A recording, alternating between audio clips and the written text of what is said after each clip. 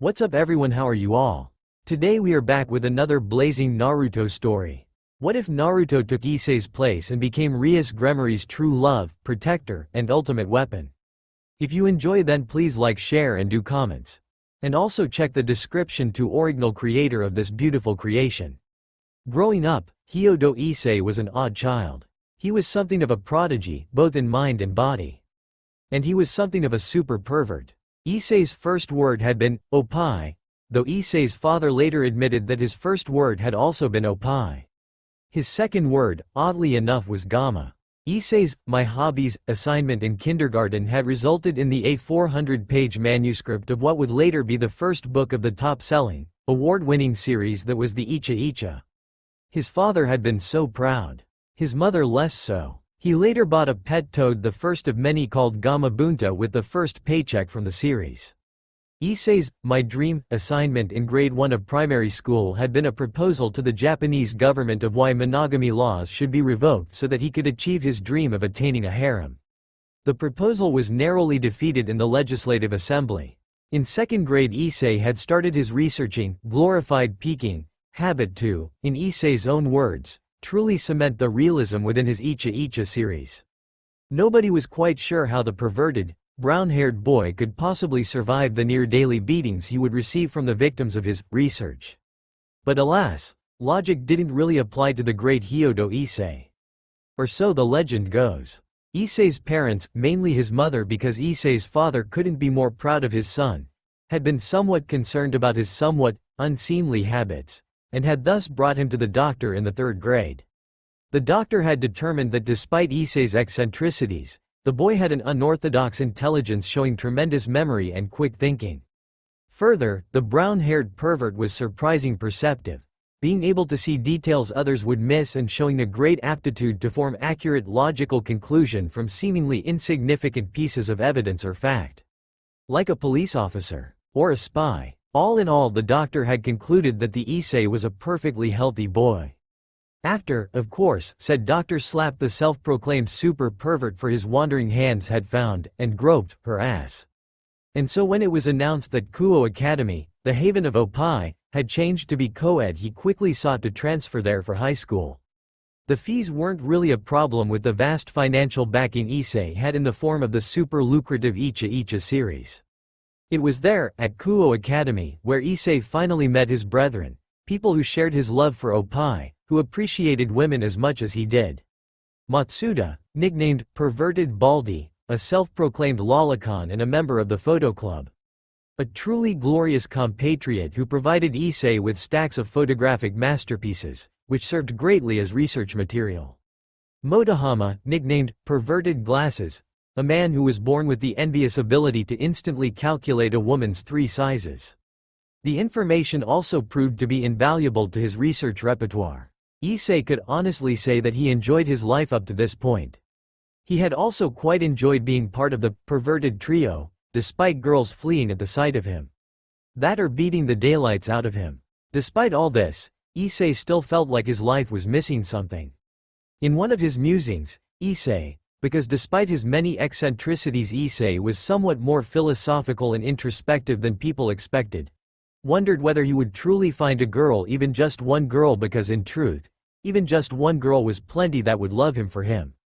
Perversion and all. Whilst Issei truly wished with all his might that he would one day amass a harem, he knew that this dream was something of a temporary, childish one. A dream that was near unattainable and one which would likely be forgotten about and replaced by another one as he matured and became more exposed to the realities of the world. From stories that his father told him, that was pretty much how the older Hyodo's life panned out, and he seemed pretty content about it all. Issei didn't like to admit it, but he had a small fear that one day, a long way down in the future, he would end up alone, a white-haired hermit who traveled around the lands, writing erotica, never truly settling down. That one day he would fall in love with a girl but watch from the sidelines as for some reason he kept imagining a big-head woman, a purple diamond-like tattoo adorning her forehead, blonde hair tied back in twin pigtails, fell in love with another. That one day he would look back on his life with regret. That even in death he wouldn't be able to achieve anything of worth, whether that be saving someone precious to him, be that a friend, teacher or student. or achieving true world peace. Because that was his dream, right after building a harem. Because despite all his perversion, all his self-confidence, Hyodo Issei was still a living, breathing human being with fears and regrets. It was therefore to Issei's pleasant surprise that he was asked out by an honestly beautiful girl, seemingly at random during his second year of attendance at Kuo Academy. Yuma, the girl in question, was a true beauty, though Kuo town seemed to be full of them. Long black hair cascaded down her back and perfectly framed her face.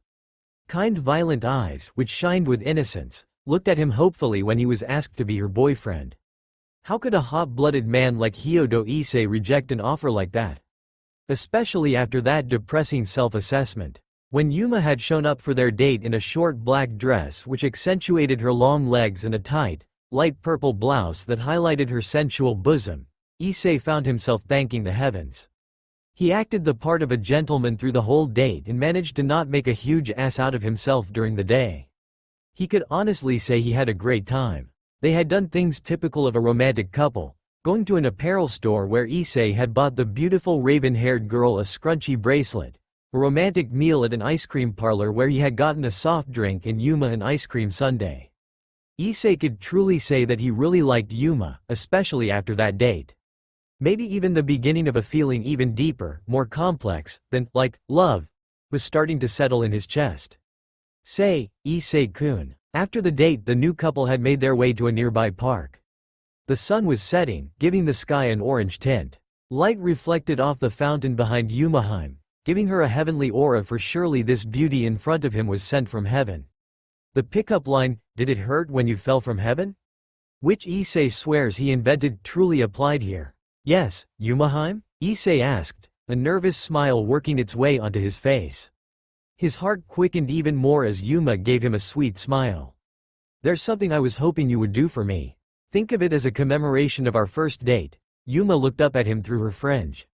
Blushing demurely, with a finger pressed to those perfectly kissable lips, she looked more beautiful than ever.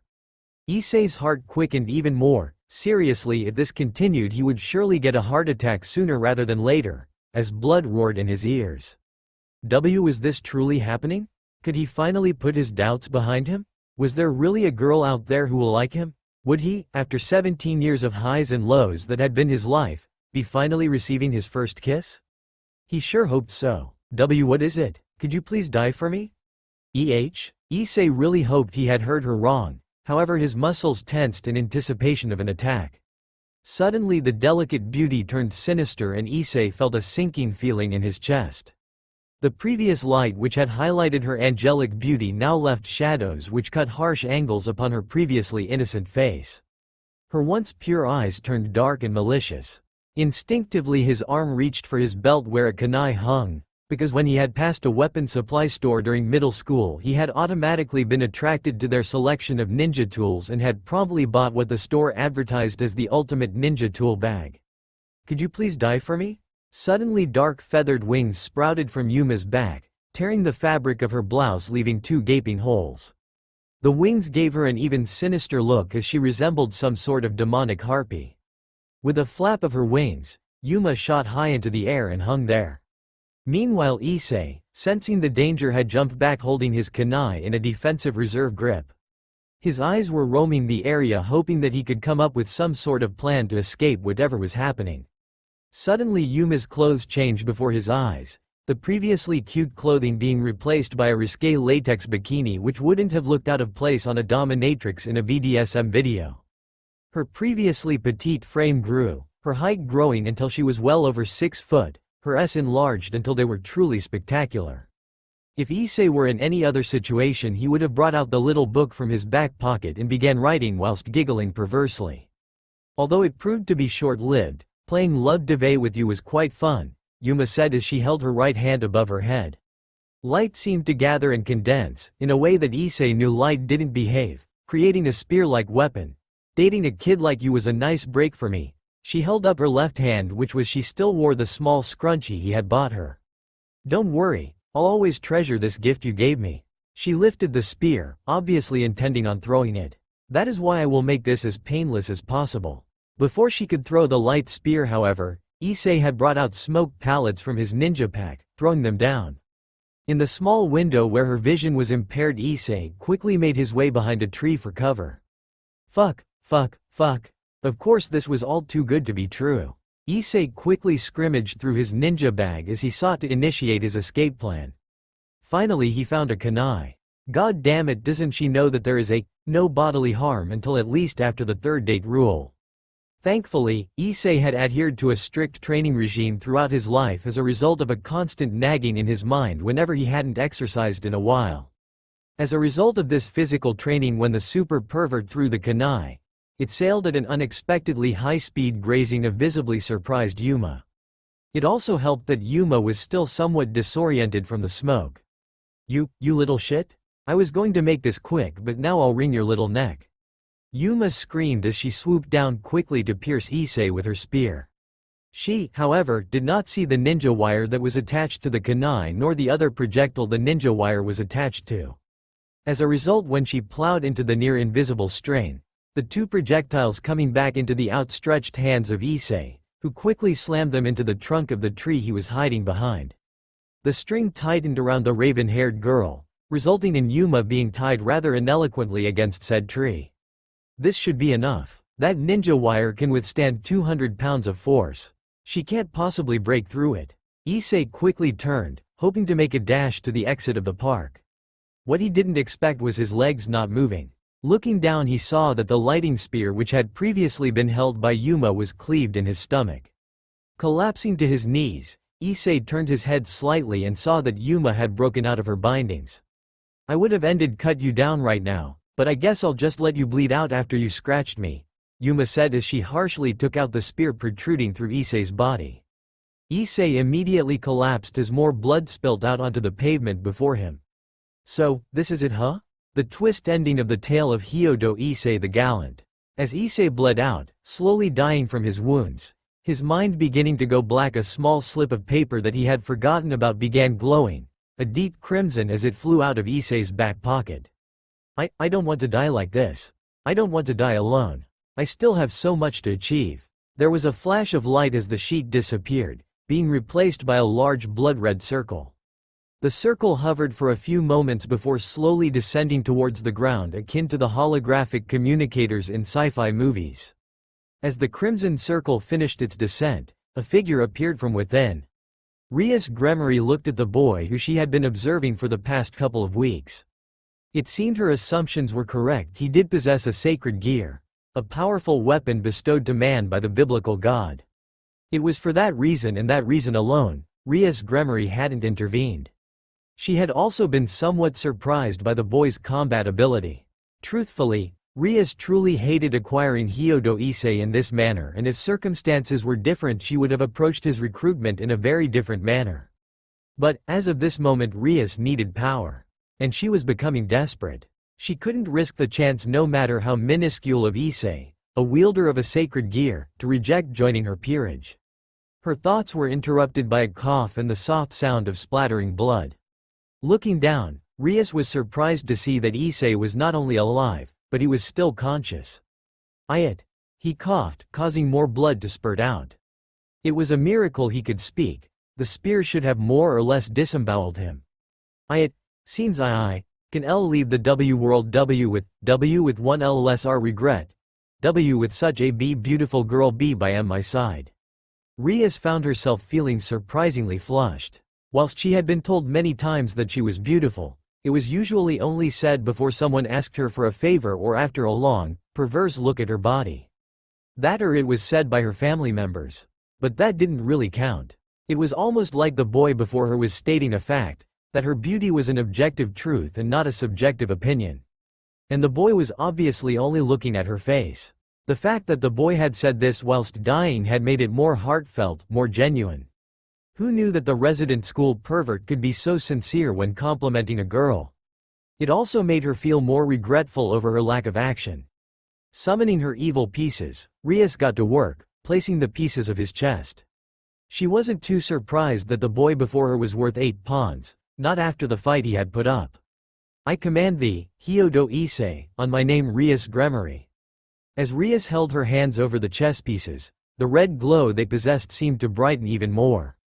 Become my servant and walk these lands as a devil. Slowly, but surely, the glowing chess pieces sunk into Issei's body. Thou shalt lead a new life with great joy as a member of my peerage. As the mutated pieces disappeared into Issei's body, the world was once again shrouded in darkness. Issei gasped for air, his life being drawn back into him. Rias watched as the brown-haired boy went from the brink of death to relatively well, save for the wound remaining in his stomach. It would seem she would have to heal that manually, which was somewhat odd as the evil pieces should have healed everything. Shrugging to herself, Rias picked up the school's resident pervert as a teleportation circle appeared before them. Hyodo Issei, it would seem that you were even more interesting than I expected. A cute, though flat-chested blonde girl approached the clearing as I sat there waiting alongside a black-haired, white-skinned boy. A middle-aged man stood off to the side, eyes closed. As the girl approached, I stood up offering a hand and a goofy smile. Yo, I'm Jiraiya. You can send me a love letter later. I'm sorry, Jiraiya, the same beautiful blonde I saw before said to me. Now she was older, more mature, probably in her 20s.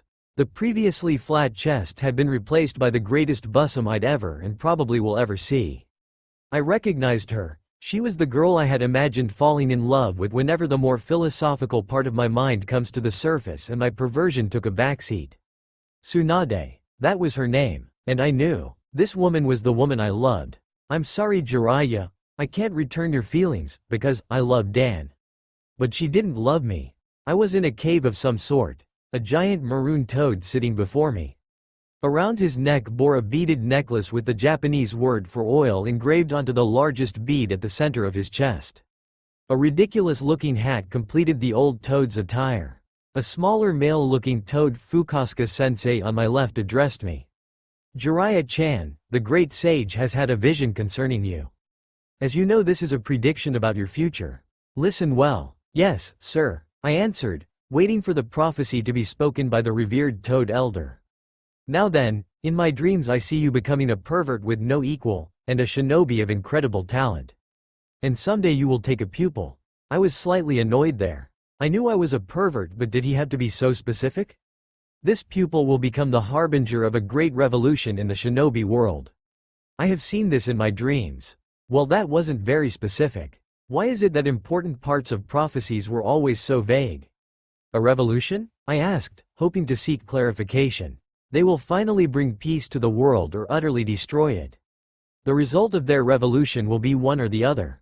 One or the other? What do you mean? I needed to know more. You will be their master, their teacher. And eventually you will be faced with a difficult choice. The path you take will determine the fate of the world. Me, what do I have to do? What's the right choice? This was too sudden, too big. I was trying to process this. What was the choice? How could I achieve peace? You will travel the world and write a book. The great elder seemingly randomly changed the topic. I don't understand the reasons myself. But you will walk across the globe observing, all creation watching as nature takes its course. Huh? Looked like the fate of the world was in my hands. Never had I feel more weighted by responsibility. Stepping out from the wooden shack that my students and I called home, I saw a red-haired boy Nagato sitting quietly on the raised step out front. Sighing, I looked back through the open door to see that the orange-haired boy Yahiko and the blue-haired girl Konan were still asleep before joining Nagato on the step.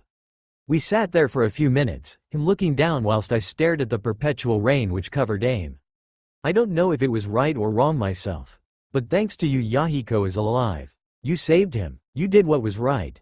No one blames you. Nagato looked up at me with surprised eyes. I looked at him for a few moments before continuing.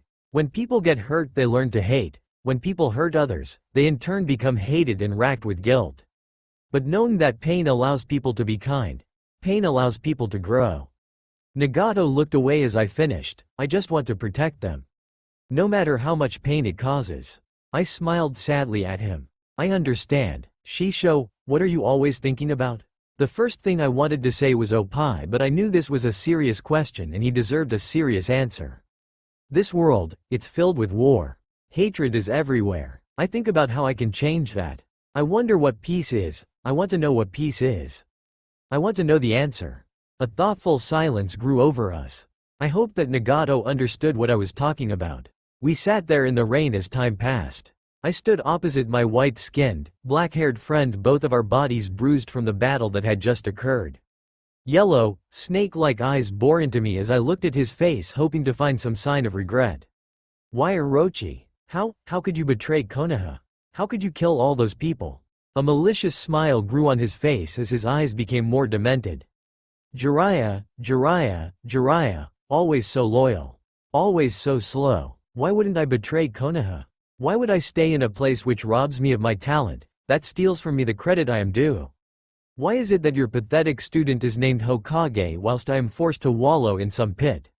I couldn't believe it, my friend. The man who I had always relied on was willing to betray everything for such a petty reason. Is this what this is all about? You being passed over for Hokage? All of this because you are jealous? Partially, Orochimaru shrugged. Also because I see now that I can achieve so much more, be so much more, without the confines of morality that has locked Konoha in the Dark Ages. But it's been nice talking to you, Jiraiya. It's nice to see that you never learn from your mistakes. Suddenly, Orochimaru's body seemed to disappear in some sort of haze. Genjutsu, I muttered to myself as I sunk to my knees. Never had I felt so useless. I was looking down at an older, grown-up Minato as he smiled at me, book in hand. No, I don't think so. This tale is wonderful. As I walked to the chair opposite, Minato continued to talk. Each chapter reads like one of your legendary exploits. I thought his determination, his guts to never give up, was admirable. He smiled up at me as I sat down. He's a lot like you, sensei. Embarrassed, I started rubbing my head. Why you think so? So I was thinking, I was really hoping my unborn son can become a great ninja just like this main character. Placing the book down, Minato continued. Which is why I'd like your permission to name my son after him. Hearing the request, I felt my eyes widening in shock. Are you sure? It's just a random name that I thought up while eating ramen. A melodic voice floated in from behind Minato, from the kitchen. Naruto? A beautiful red-haired woman walked into the room, her arm around her obviously pregnant stomach. Standing in the doorway, she gave me a gentle smile. It's a wonderful name. Kate Kushina, I said, trying to hide my feelings of happiness and pride that were welling up inside me.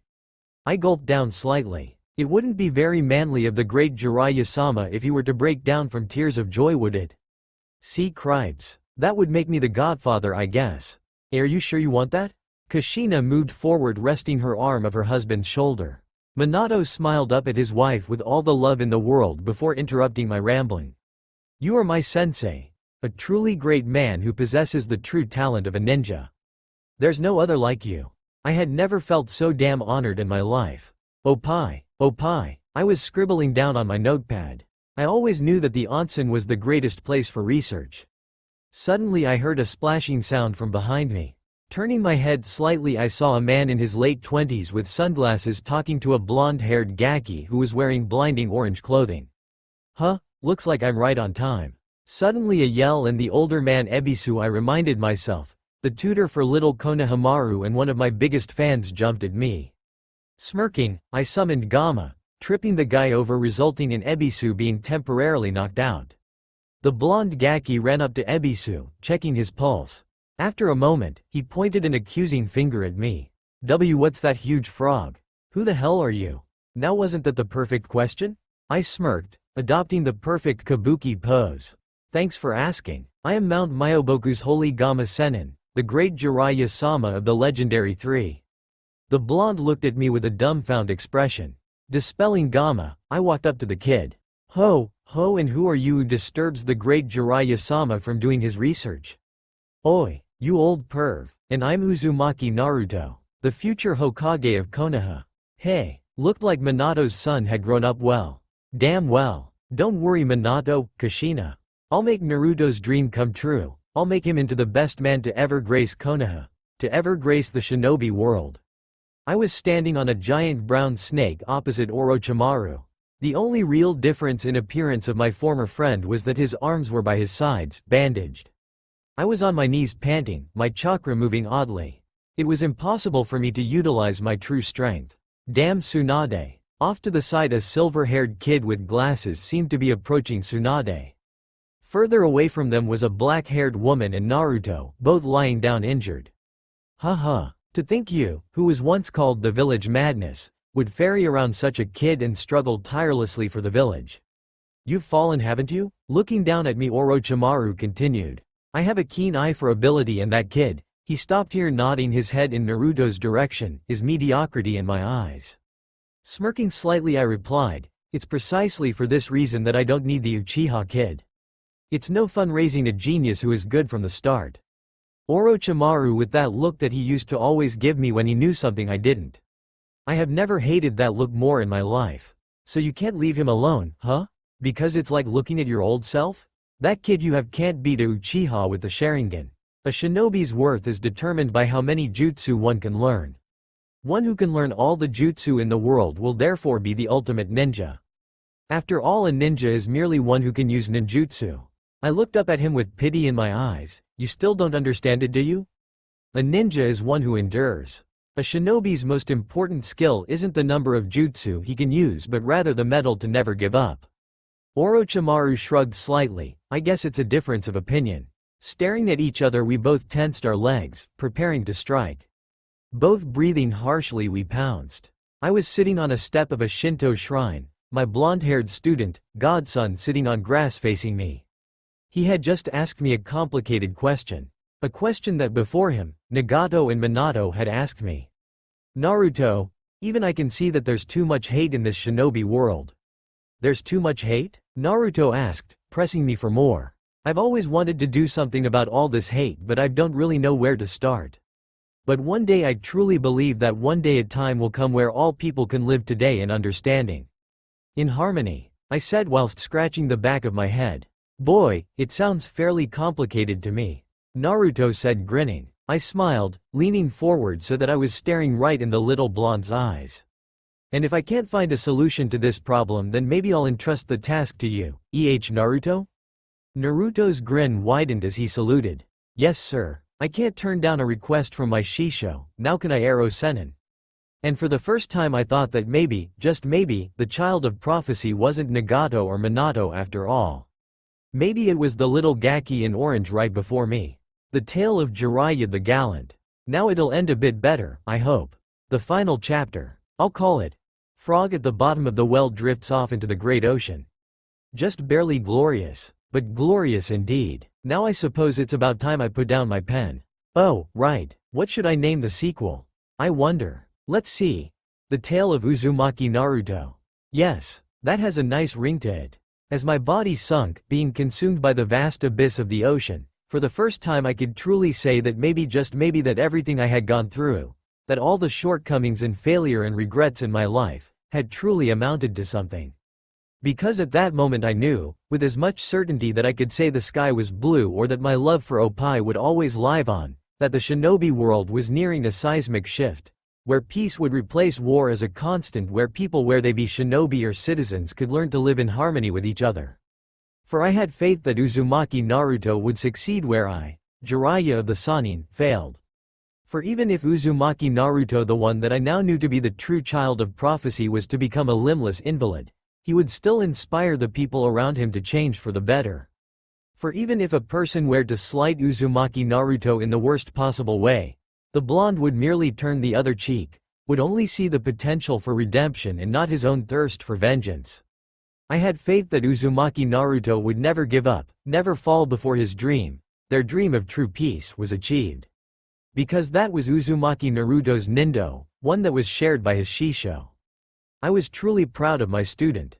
As I sensed my life nearing its final moments, I smiled to myself. I still had my regrets, things I wanted to do before I died, but for the first time I could truly say I may have succeeded in something. It was a beautiful morning. The sky was clear, the sun shone, brighter than it usually did, and a gentle cooling breeze blew through the streets of Kuo town. The sound of birds chirping quietly made it the perfect, tranquil morning. That was for everyone but our resident protagonist. Startled, Issei fell out of bed well before his beloved alarm clock could yell at him in that cute tsundere voice of its. Hobbling slowly towards a mirror, Issei looked at his reflection. What is happening? The face staring back at him was undoubtedly that of Hyodo Issei, one of the perverted trio. Breathing slowly, Issei tried to get a grip on himself. Because he knew that whilst it was impossible what he had seen last night in those dream memories were true. For whilst he was Hyodo Issei, he knew that, at the same time he was Jiraiya of the Sannin. Issei was sure that this wasn't meant to happen. Wasn't reincarnation, because that was obviously what had happened, meant to be something of a factory reset. I need to calm down. Breathing harshly, he stumbled backwards onto his bed, his head in his hands. Tsunade, Naruto, Pain, Nagato. What had happened to them after he left? Was the code he left enough? Did Pa make it out? Did Nagato redeem himself in the end? Did Naruto finally achieve his dream and become Hokage? Was the shinobi world at peace? Taking deep breaths, Issei processed everything going on in his head right now. I don't think if it will work, but I can try. Promptly sitting with his legs crossed, Issei's hands came together to form a half-ram seal. I need to unlock my chakra first, find myself some familiar ground. Breathe in, breathe out, breathe in, breathe out, breathe in, breathe out, breathe in, breathe out, breathe in, breathe out, breathe in, breathe out. Slowly Issei entered a meditative state. He was now in his own world, the outside realm a distant memory. Issei was searching within himself to find that tether, that string which would allow his physical and spiritual energies to come together properly. After 10 minutes of meditating he found it. And he pulled. What seemed to be blue light started to engulf his body. Grunting slightly, Issei opened his eyes. It's not as bad as I thought. Good thing my habits kicked in and I trained my body even before all this crazy happened. I'm sure I can get near my old strength fairly quickly. Uncrossing his legs, Issei assumed a crouching position before biting his thumb. Going through the appropriate seals, he thrust his hand on the floor. Kachiyose no Jutsu, summoning technique. To Issei's bitter disappointment, but also to his expectation, there was no smoke, no toad suddenly appearing, no grumbling about clumsiness, complaints about owed debts. He still owed Bunta a lot of money, or old married couples arguing. Sighing, Issei stood up before sitting back down again on the edge of his bed. With no further information about his current predicament, Issei couldn't really do, well, anything.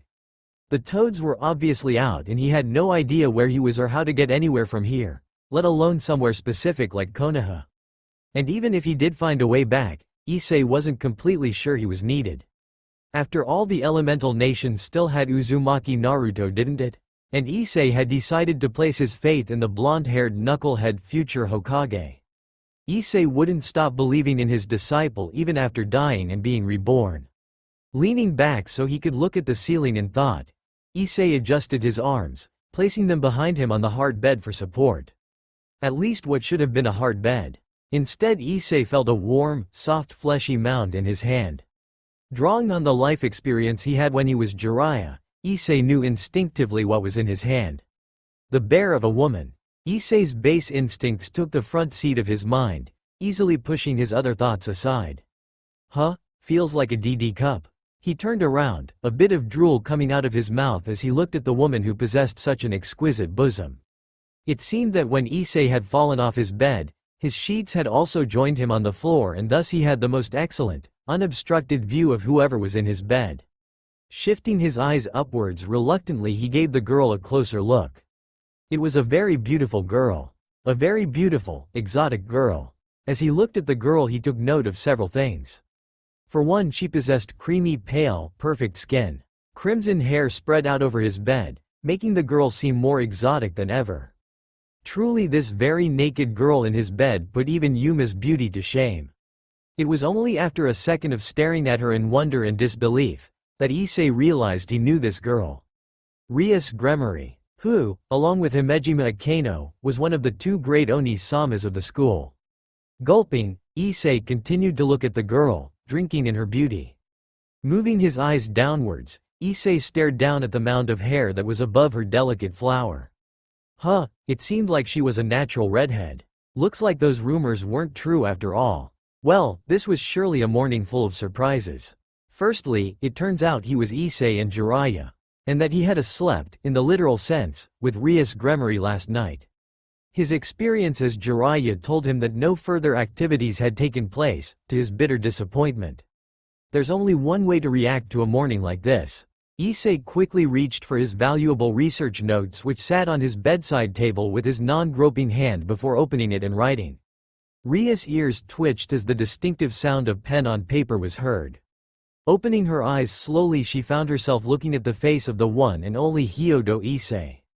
The boy didn't seem to realize she was awake as he was too busy frantically scribbling into a notepad. "Good morning," Rias greeted the boy. Issei seemed to freeze. His eyes turned to meet hers as he smiled at her nervously. "Oh, good morning." Rias smiled, amused at the boy's reaction. Sitting up, she rested her delicate face on her knees. "It's nice to officially meet you, Hyodo Issei. As you might know, I am Rias Gremory. And your new master." Issei seemed to have worked himself out of his nervous state during her speech, realizing that it was unlikely the beauty before him was going to bash his skull in. To Rias' surprise, he seemed quite understanding as he nodded thoughtfully. I see, flashing her with a goofy, perverse grin. Issei continued. "So the great Rias Oni-sama likes playing the dominatrix. If it is with a beautiful girl like you, I can oblige." Out of nowhere, Issei conjured a rope, a whip and a dominatrix outfit. And was that a rubber chicken? In his hands. "Shall we begin, master?" Rias' response was a facepalm. Of course the pervert took it the wrong way. And being a sadist is Akino's job. "That wasn't what I meant. I mean that I am a devil and you, Hyodo Issei, are my cute little servant." A pair of bat-like wings appeared behind her to emphasize her point. Issei gave a look. "Are you for real, or is this still your UAL fantasy?" He wanted to be completely sure. As Jiraiya, he had been caught in situations similar, well, not that similar, to this one in the past. Rias sighed, her wings flapping without aid in order to further emphasize the point she had made. "She's obviously serious, I need to know more. Explain." Rias was surprised at the seriousness that the boy displayed. "As I have said, I am a devil, a being born from the underworld, or hell as the books generally calls it. How exactly does that link with me being a devil and your servant?" "When a human dies, it is possible for a devil to reincarnate them into something called their peerage," Rias replied whilst showing Issei a glowing red chess piece. "It is actually what I did to you last night after that fallen angel attacked you." Issei's mind flashed back to the previous night for the first time that morning.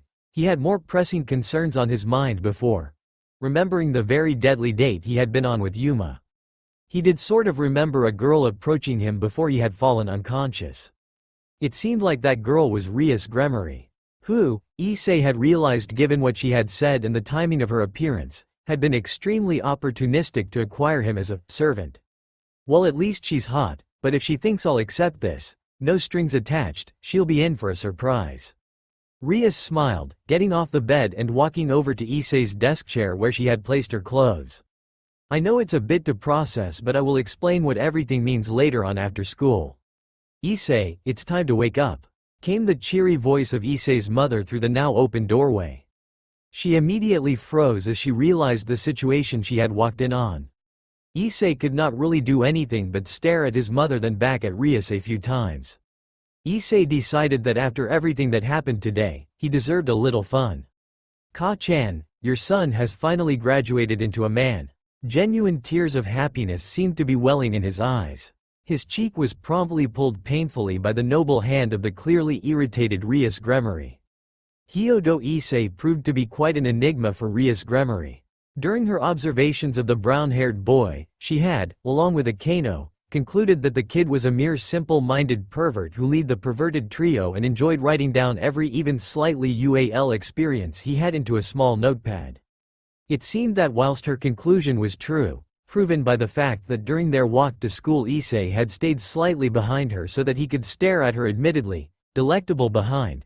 Not that she minded, Issei was far more intelligent, genuine and manipulative than she had initially given him credit for.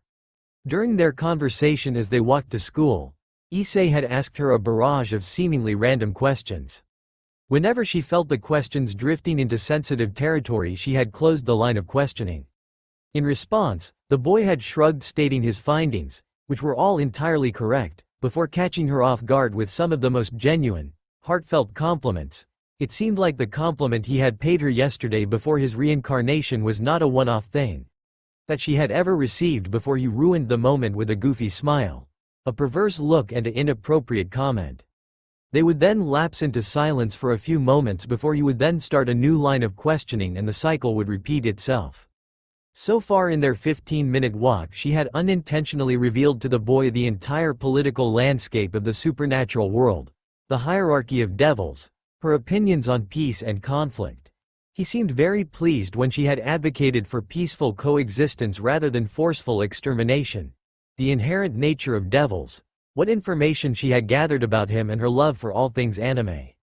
She was particularly annoyed about that last one. And yet, despite that, Rias found herself quite liking, and even trusting, the brown-haired pervert. When they had neared the school grounds, she had promised he would get more answers later on in the day. She had also told him that nobody besides himself would remember the existence of Yuma. As they passed the school gate, however, their conversation was cut short. It seemed the school's grapevine was in full working condition. Rumors about the great Oni-sama of Kuo Academy being seen with Issei, the leader of the perverted three, had already started flying around the school. What's that loser doing with Rias Oni-sama? I know, right? If anyone should be walking with Rias Oni-sama, it should be me. I can't believe that guy. God damn that pervert. Issei's picked up that last comment. He was truly furious about it. Turning away from Riasheim's ass, Issei quickly pointed at the amassed crowd angrily. Who said I was a pervert? The crowd was stunned into silence. A few moments later, a small hand rose up. It belonged to a first-year boy. Issei stared at the boy, assessing him. I believe you are mistaken, young one. I am no pervert. Issei paused dramatically, pleased that he had gotten everyone's attention. For I am a super pervert. An awkward silence followed. A phantom wind blew through the school. That's worse, you idiot. Issei-sama, I have heard that you have slept with Rias Oni-sama today. Is it true? Motohama and Matsuda were at Issei's feet, worshipping him. Usually, if the perverted duo had heard even whispers about anyone else at school getting lucky, especially if it was with the top beauty of the school, they would have cursed them, using all their perverted might. That is, in plain English, spreading terrible rumors around the school about said lucky bastard. Motohama and Matsuda were petty like that. But, alas, as loyal followers and fans of the great Hyodo Issei-sama, they could not curse their deity, the very being which brought them the holy series of books known as Icha. Rather, they would worship the great man's achievement, offering penance as they wished that doing so would result in their own graduation from virginity. Even Issei had to admit his fellow brother-in-arms were a little deluded in their collective thinking. My faithful followers, it is with great disappointment that I must say that I have not managed to lay with the great beauty of Kuo Academy, Issei told his fellow brethren, his eyes full of tears of manly disappointment, clutching his fist near his face. His face of disappointment, however, turned to one of triumph very quickly. However, my brothers, I am proud to announce here that there will be a crimson-haired beauty in a future book of our beloved series. Motohama and Matsuda immediately cheered, hugging each other in pure elation. However, we must not rest with just this. Motohama, Matsuda, onward and upward as I say. To the Kendo Club. The duo immediately saluted, preparing to rush off to the Kendo clubhouse peephole. However, before they could get more than a few meters, Issei called out to them. Before we go, I have to ask you guys, do you remember a girl named Yuma? Black hair, amethyst eyes, fairly large bust, about 160 centimeters tall? Motohama and Matsuda turned around, surprised to see a serious-looking expression of their usual goofy friend and leader's face. Saluting, again, they answered together, seeing how important this was to Issei. No, sir, we've never seen or heard of such a beauty. If we do, however, we will do our best to make her a part of the Icha Empire's lineup of female characters. Issei nodded, his face holding its seriousness for a few more moments before changing back to a goofy one. It's fine, guys. You don't have to do that. In fact, don't go near her. I don't want to see you guys hurt by this fallen angel if she turns aggressive. Which, judging from what I saw yesterday, she definitely will. Issei's two friends looked confused, though they nodded before scurrying off. The duo had seen that look of concern that Issei's eyes momentarily flashed when he had requested them to stay away and thus would comply because, despite their weird friendship, Issei did always have their best interests at heart. It also seems that Riasheim was right. If Motohama and Matsuda can't remember Yuma, nobody will. Which also means she really is a devil. Or at least has some sort of unnatural power. Hyodo-san. A smooth voice cut through his musing as Issei turned, finding himself looking at the face of the school prince Yuto Kiba. The guy captured the hearts of girls with only a smile and a glance. However, Issei always thought his personality was too polite, too distant to be genuine. It actually sort of reminded him of Uchiha Itachi whenever the young man had given him status updates of what Akatsuki was up to. Rias Bucko sent me here to invite you to our clubroom. Kiba turned, expecting his brown-haired classmate to follow. However, after a few steps he realized he could only hear one set of shoes crunching the gravel beneath their feet. Turning, he gave Issei a questioning look. Issei merely gave Kiba a goofy smile as he grabbed his shoulder and literally dragged the blonde boy towards the kendo clubhouse. I have a prior arrangement, however, so I'll have to go to that first. Please join us. The way Issei was holding onto Kiba meant that his request wasn't exactly a request. Hyodo-san, I'd rather not, Kiba said, a polite smile adorning his face, though Issei noticed the small beads of sweat on his forehead. Nonsense. We are fellow men, and as fellow men we must bond in our mutual respect of the female body. Now, Kiba, follow us and don't be ashamed to show the world your inner desires. Kiba cried silently as he was dragged away towards the kendo peephole. As Issei dragged off Kiba, his eyes wandered subtly towards the shaking branch of a nearby tree. I wonder what you are doing spying on me, Saji Genshiro. A little while later, Issei stood back as Kiba knocked on the door of what he presumed to be the Occult Research Club's clubroom.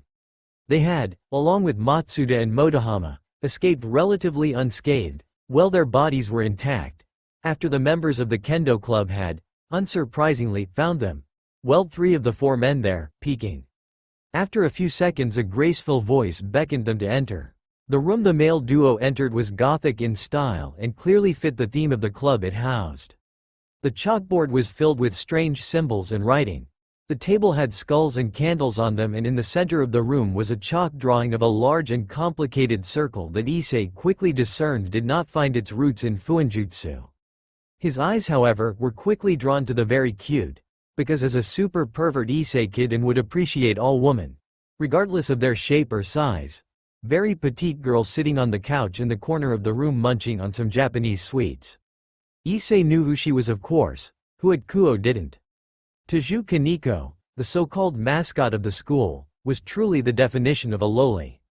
Despite being 15, she had the body of an elementary school student, her face also not looking out of place if it were to appear of a girl far younger than herself.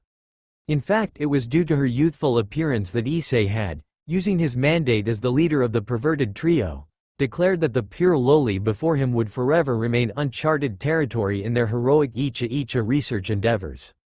Well, maybe not forever, but Issei and his minions would try not to conduct research on her too much. Her white hair was cut into a short bob besides 2 long bangs making their way down past her shoulders and the rest of her fringe hanging over her forehead, stopping before they reached her hazel eyes, which were bereft of any significant emotion besides enjoyment as she gobbled the sweets in her hand. On either side of her hair were black, cat-shaped hair clips. Now that Issei was close to her than he had ever been before, he realized that she truly did resemble a kitten of some sort. On the other side of the room sat a truly busty beauty. Her bosom was even larger than Riasheim's, though still short of Tsunadeheim's 106 centimeters. Even sitting, her ass seemed to be perfect and her legs stretched on for miles. Adding to the image of pure beauty was long black hair was tied into a ponytail. A pretty face smiled at me. She was a true Yamato Nadeshiko. This girl was, along with Riasheim, one of the 2 great Oni-samas of Kuo Academy. Issei decided that this was a great club. It would be even better if joining it didn't involve any of that devil stuff Rias had mentioned earlier. Era. Hello, my name is Himejima Akeno. Pleased to make your acquaintance. Who might you be? Akeno asked, despite the fact Issei knew the black-haired beauty knew who he was. Smirking, the brown-haired pervert adopted a kabuki pose. Listen up and listen well, you chicks. The most holy student of Kuo Academy. The super pervert of Japan. Meet the great Hyodo Issei-sama of the perverted 3. His introduction was met with a brief silence before it was broken by Akeno's giggles. Hyodo Issei-kun? I have heard that you were the writer of the Icha series, is that right? Issei brightened considerably at that. Despite telling everyone he knew that he was the great author of the Icha series, and having his name printed on all of them, none of his classmates had believed him. That is except for Matsuda and Motohama. You are correct, Akenoheim. I am the accomplished and worshipped author of the greatest book series in the world. Icha is guaranteed to be the most accurate scenes in the series of erotica with all the research done personally by yours truly. Kiba grimaced slightly, his mind going back to the so-called research that he had unwillingly partaken in. Zooming across the room so that he was standing behind the black-haired Oni-sama, Issei brought out a stack of paper out of nowhere.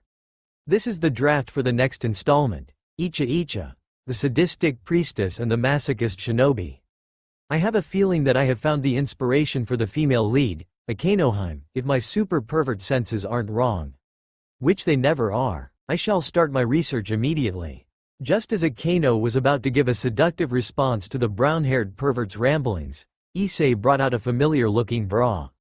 102 centimeters, Akenoheim. Truly you have a body blessed by divine beings. With a body like this you can do onto me whatever you wish. Issei said, drool coming out his mouth as his imagination ran away from him. It wasn't well known, but Jiraiya and by extension Issei had a bit of a masochist streak in him when a hot lady was involved. And calling someone like Akeno hot was something of a gross understatement.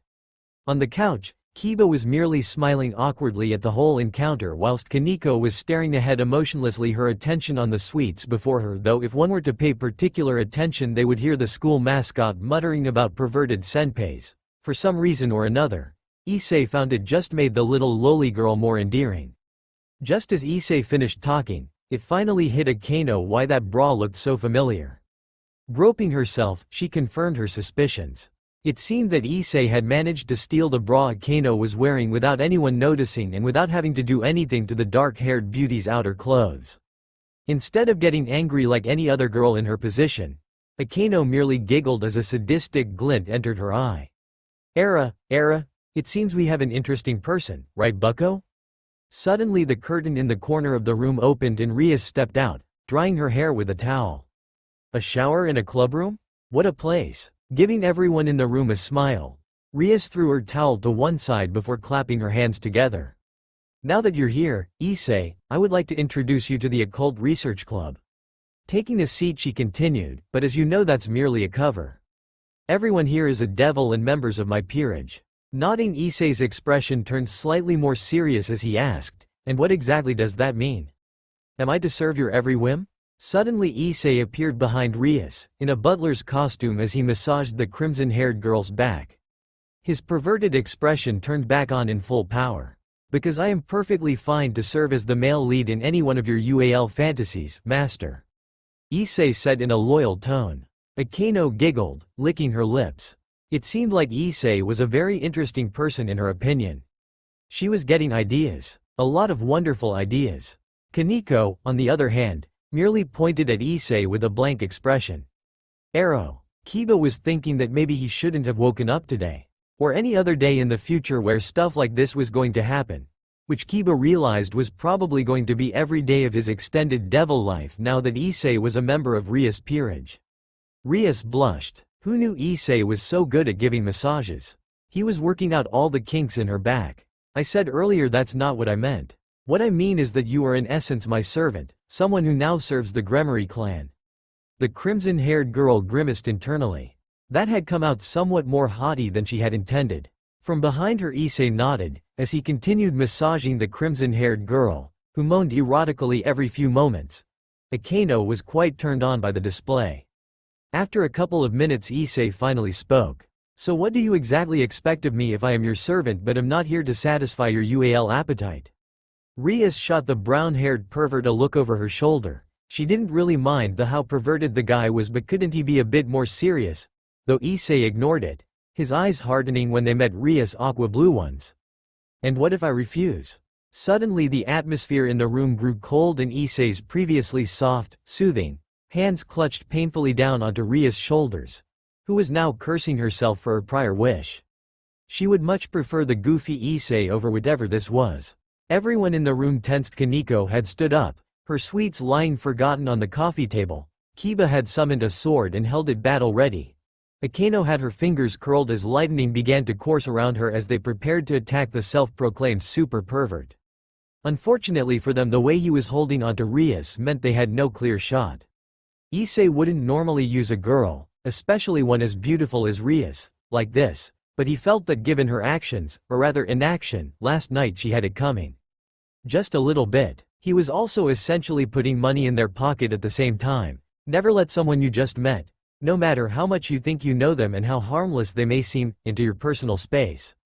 Whilst the Issei of yesterday would have probably accepted this sudden influx of information with nothing more than mere surprise, the Issei who stood in the Occult Research Club room now, with the memories of Jiraiya, was not so naive. Whilst I believe that your intentions might not have been malicious or sinister, Rias Gremory, your actions certainly could be interpreted as such. Don't think I haven't seen through your ruse.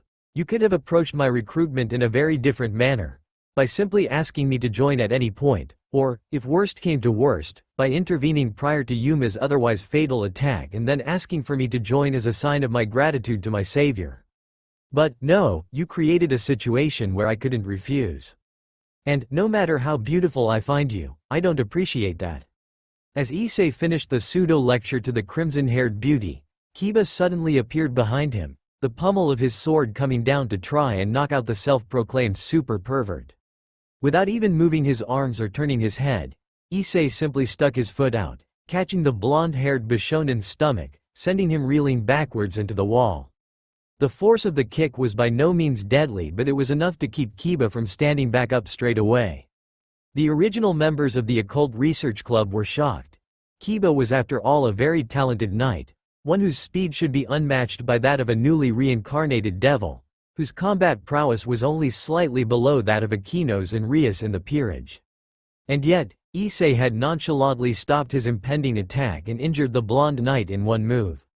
Pretty quick, Gaki, but I've seen faster, Issei snorted as his eyes still bored into Rias' startled ones. The brown-haired pervert's mind briefly drifted to Namikaze Minato, Maida Guy and Uchiha Shisui. Though, you are 100 years too early to challenge the epitome of manliness. Hopefully the others won't do anything else drastic. I quite like all of them and they haven't really done anything against me. My bone to pick is with Rias alone. Shifting his hands slightly so that his grip was no longer painful for Rias, Issei continued where he left off, though his tone softened. I understand that you probably did all this out of desperation, Riasheim. From our chat earlier, you don't exactly seem autocratic. Rather, you are someone who values those who are close to you, that you're somewhere that cherishes the bonds you have made, who ultimately respects your friends' decisions. The reaction of your peerage members right now only supports this. I find that quite admirable about you. But you need to think before you do something this life-changing to someone who is essentially a stranger, no matter how desperate you are. Suddenly Issei disappeared from his spot from behind Rias and reappeared near the door, surprising the other occupants, especially Kiba, who realized that the brown-haired pervert was not that much slower than him, in the room with his speed, his normal uniform replacing his gag butler one. Given all that, I have ultimately decided that you, Rias Gremory, need to prove to me that you and all this devil business are worth my time. After all, my time is a valuable commodity. My most valued readers are all waiting faithfully for the next installment of the world's greatest book series. Issei turned to leave, not before winking at Akeno and Koneko, waving his hand lazily towards the devils in the room. However, he stopped when Rias who stood and called out to him. Rias' mind was a mess at the moment. She didn't want to lose Hyodo Issei, not because he was a wielder of a sacred gear, the holder of 8 of her pawns, the only fighting chance she had to get out of her current accursed predicament, but rather because she wanted to know him more, to show him that she wasn't a waste of time, to not disappoint his expectations of her. The way that Issei had looked at her when he talked to her, when he had listed off her better attributes, was one that showed that the brown-haired pervert had expected these things from Rias Gremory, the 17-year-old student of Kuo Academy, and not Rias Gremory, the heiress of one of 72 pillars. Rias didn't want that look, that expectation from the first person, because even the likes of Akeno, Koneko and Kiba had, in the beginning, seen her high standing in Devil Society before they had seen Rias Gremory, who had, upon their initial meeting, seen her as something more than her title, to be misplaced. Furthermore, that feeling of trust, That feeling of fondness that she had felt earlier towards the brown-haired pervert before her was still very much intact despite recent events. Rather than wanting to order Issei to stop, as she usually would, because even Rias had to admit she typically reacted badly to rejection, she wanted to prove herself to him. It was an odd feeling, one that was foreign to Rias. She hadn't even felt this way when her beloved Oni-sama or Odo-sama had requested something of her. Stepping forward so that she was in front of her desk, Rias, in line with her peerage members, Kiba had gotten up in her inner musings and had relocated himself next to Akano, showing that she saw her peerage members as equals, as people she cherished. Hyodo Issei, I will show you that your initial read on me isn't wrong. I'll prove to you that we are worth your time, that I am the person you first thought me to be. Beside her, Akano, Koneko and Kiba nodded strongly, confirming their king's statement. And not out of a sense of obligation, Issei noted, but rather because they believed in their king, their leader. Issei merely gave them a grin before he turned back to the door, his hand held in a goodbye gesture. Despite everything, Rias Gremory, I have a feeling that you will exceed my expectations. Issei sighed as he looked out the window opposite the door of the Occult Research Club. Just as Minato and Naruto did. After the dressing down he had given Rias Gremory, Hyodo Issei traveled to the outskirts of Kuo town where an abandoned field was located. Along the super pervert had noticed he had gained a tail, one that Issei, for the life of him, couldn't shake off. It was quite concerning, as the former spymaster of Konoha and Hai no Kuni Issei was better than most when it came to misdirection and stalking, and yet whoever was following him was obviously privy to all of Issei's tricks. Which either meant that his stalker was familiar with all the tricks taught to high-level Konoha shinobi or they could somehow pinpoint his location. Neither explanation of which was particularly comforting for Issei. After an hour of traveling one way, double back, going into various alleyways or dense streets, Issei arrived at the open field, his shadow sticking close. Turning towards a tree situated on the other side of the area, Issei decided it was time this proverbial game of cat and mouse came to an end.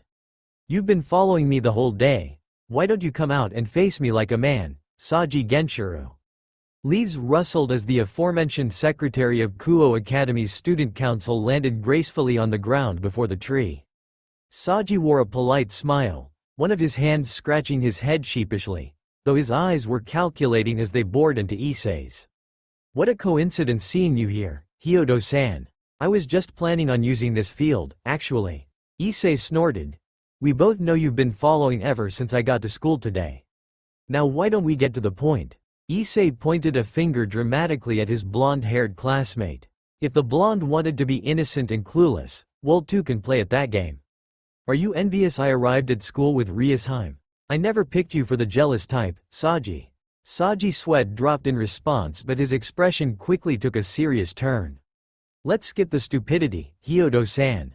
We both know you are different from yesterday. How you hold yourself, the way you talk, the way you recognized that I was following you. Whilst some of that could be explained by your change into a devil, the way you tried to lose me can't be. Those methods are not something that anyone should know. So now, Hyodo-san, I want to know. Who are you? Issei's eyes narrowed. So Saji knew about devils and was likely one himself. That was interesting to know. Especially given that the blonde-haired second year wasn't at the Occult Research Club room with Rias, indicating that there was another devil, another king, within Kuo Academy. So you're a devil too, Saji? That's nice to know. And what do you mean who am I? I am, the great Hyodo Issei-sama of the pervert trio. Saji's eyes were still hardened gems as they bored into Issei's, ignoring the brown-haired pervert's first question in his little dance. You know what I mean. You may be Hyodo Issei, but I know you are someone else at the same time. And whoever you are, I can sense that you are a powerful entity, an unknown variable at Kuo Academy who could potentially hurt my friends, my king. Especially after the display in the Occult Research Room, it would seem that Rias Gremory has no control over your actions. You are thus accountable to no one and your actions unpredictable as a result. Therefore I need to know who you are. I need to know if you will turn against devils, regardless of their allegiance or what they stand for. I will not let you or anyone harm my comrades, my family. Hyodo Issei outwardly remained calm, though his mind was analyzing the situation frantically. Saji was proving to be quite the insightful and mysterious individual. A dangerous combination, Issei noted. After the silence between the two second years had lasted nearly a full minute, Saji finally spoke again, his tone remaining polite though there was a threatening edge to it this time. I have given you the chance to settle this through words, Hyodo-kun. I detest violence but I will do anything to protect my friends. Saji's right hand came up so that two fingers were pointed up, reminiscent of a half-tiger, half-ram seal. In response, Issei's hand came up reciprocating the gesture. Tairitsu no En, the seal of confrontation. The two stood in silence for a few moments before Saji took the preemptive action and moved, a black bug suddenly like gauntlet appearing on the blonde's left hand. A black vine extended out quickly aiming to coil itself around Issei's leg. In response Issei jumped away, avoiding Saji's attack, as he pulled out a kunai and held it in typical defensive fashion, his eyes trained on the blonde.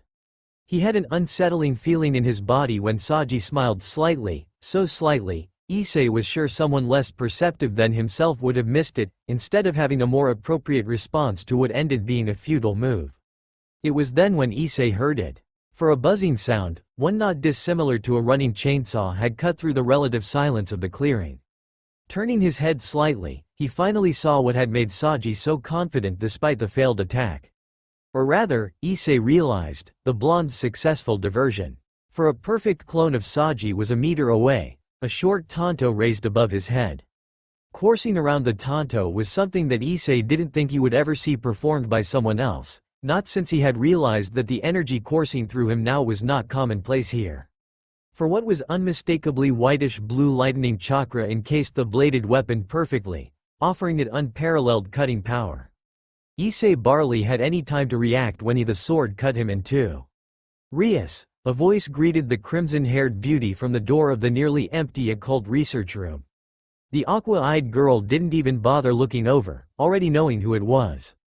Rias had requested her presence after all. Sona Sitri, or Suna Shitori as she was more commonly known around the school, was a fellow third year and the president of the student council of Kuo Academy. Sona possessed a cool aura, black hair styled into a short bob, her violent eyes always possessing a calculating edge. And like Rias, was the heiress of one of the 72 pillars, virtue of their respective older siblings being passed over due to their inclusion as one of the Maos. It's no wonder the two were best friends whilst growing up. It's quite rare that you would ask to see me like this, Sona said as Rias brought out a chessboard, the pieces already set up. Placing it on the table, Rias allowed Sona to be the white pieces, as the black-haired devil preferred. Sitting, Sona inspected the board for a moment before making the first move. Was there something important you wanted to discuss? Rias nodded, her eyes on the board as she moved her pawn forward, though Sona could tell that her mind was miles away. The violent-eyed devil sighed silently. It seemed like this game wouldn't be as exciting as she had originally anticipated. Yes. I would like to know more about someone. It would seem that I am not as well informed as I had previously thought. Sona nodded, moving her bishop forward. That would seem to be a problem we both share then. Rias looked up to her friend surprised, forgetting the game for a second. What? You are having problems in your peerage as well? Sona absent-mindedly waved her hand to nothing in particular, as she studied the board. I wouldn't say it was a problem per se, but there are certainly some questions I want answered. Rias moved another pawn aimlessly as she pressed Sona for some clarification. Who exactly is causing our student president issues, I wonder? Sona ignored the question, as she inspected the board before advancing a knight. I believe you wanted to discuss your problems, not mine. Rias grunted, giving her friend a look that said she wouldn't get off the hook that easily, as she moved her queen. I am curious about one Hyodo Issei-kun. Sona's eyes flashed with something close to irritation as she moved her knight forward to take Rias' bishop. Rias quickly took Sona's knight in response. The leader of the perverted trio. What problem has he caused now? Rias' sweat dropped slightly. Is he frequently a problem for you? Sona hummed irritably as she moved one of her pieces. As student president, it is my duty to hear complaints and keep myself up to date on various happenings around the school. It would seem Hyodo Issei is mentioned in every single piece of paperwork or rumor I hear. He's especially prominent in the complaints lodged by the girls' kendo club. Sona looked up, her attention moving from the board to Rias momentarily, whilst she adjusted her glasses. It would also seem, according to the rumors, Issei is part of your peerage, Rias. Rias sighed, as she moved her king to avoid check. Sort of. Sona raised an eyebrow as she moved her rook forward. Issei is either in your peerage or he isn't. I don't see how there could be a middle ground between the two. We have come to a agreement of sorts. He only agreed to join my peerage in a more committed capacity if I proved to him I was worth his time. Sona glanced up, again, surprised. And you agreed to this? That's remarkably unselfish and uncharacteristic of you, Rias. The crimson-haired beauty shot her friend an irritated look for the jab. Rias was perfectly aware that she was a bit spoilt and selfish. She didn't need her friends pointing that out for her. It's hard to explain, but I don't want to disappoint him. Sona shrugged. It was not her place to intervene in Rias' business, and it wasn't like this little shift in personality was unwelcome. If it was information Rias ultimately wanted, then Sona would help her friend. Hyodo Issei, second-year student of Kuo Academy. Average grades. Self-proclaimed, Japan's #1 super pervert. Author of the successful erotic book series, Icha. Has an unidentified sacred gear. Very physically fit and it would seem has knowledge of how to fight. Despite being a bit of an idiot, he would ultimately be a solid addition to anyone's peerage. Rias sighed as she moved her knight forward into Sona's half of the board. The information from Sona was nearly identical to what she had. The black-haired girl looked up as she quickly took Rias' knight. Rias quickly moved her rook out to take Sona's knight in response. How do you plan on convincing him to be an active member of your peerage if you have decided to play by Issei's rules? I don't need to point out that Riser Phoenix is a problem who only gets closer by the day. I know. Rias grimaced at the reminder of her unwanted fiancé. However, desperation is not an excuse for me to disregard other people's wishes and desires. Desperation, whilst a reason for someone's actions is not a justification for them. The crimson-haired girl's hand moved so that it was atop her, over her heart. I will prove to Issei that I am worth his time on his conditions. Rias couldn't help but echo Issei's earlier sentiment. She didn't know exactly why she had taken the words to heart. Typically she was more stubborn about her views. But Issei had a way of making people think and ultimately learn from him. He would undoubtedly be a fantastic teacher, the crimson-haired girl concluded. The black-haired Citri family heiress stared at Rias and could only see the determination, the desire to prove herself to Issei burning within the crimson-haired girl's eyes. It had seemed that the usually childish and short-sighted Gremory family heir had grown up a little. The change in maturity was small, yes, but it was telling for Sona that her brown-haired Kahai could force such a change from Rias in less than a day. Looks like this Hyodo Issei has made quite the impression on you, Rias. Finally, Sona moved her queen forward to take Rias' rook. Checkmate, Rias. The black-haired heiress smiled as she studied the board. Rias looked at the chessboard, sighing. Normally Rias would be annoyed that her friend had beat her yet again, but they both knew that the crimson-haired girl's mind was elsewhere during their battle of wits. It would seem like you extend your winning streak, Sona. Rather than the smug neutralness that was Sona's typical reaction to a chess win, Rias was surprised that her friend's expression was more of a mixture between a grimace and embarrassment. After almost half a minute Sona reluctantly elaborated on her reaction when Rias kept her questioning stare. This would be the start of my new win streak. Rias' face turned to one of surprise. She couldn't believe it. Sona was something of a chess prodigy, one who trained herself tirelessly in the game, which was expected given that the black-haired heiress broke off her unwanted arranged marriage through chess.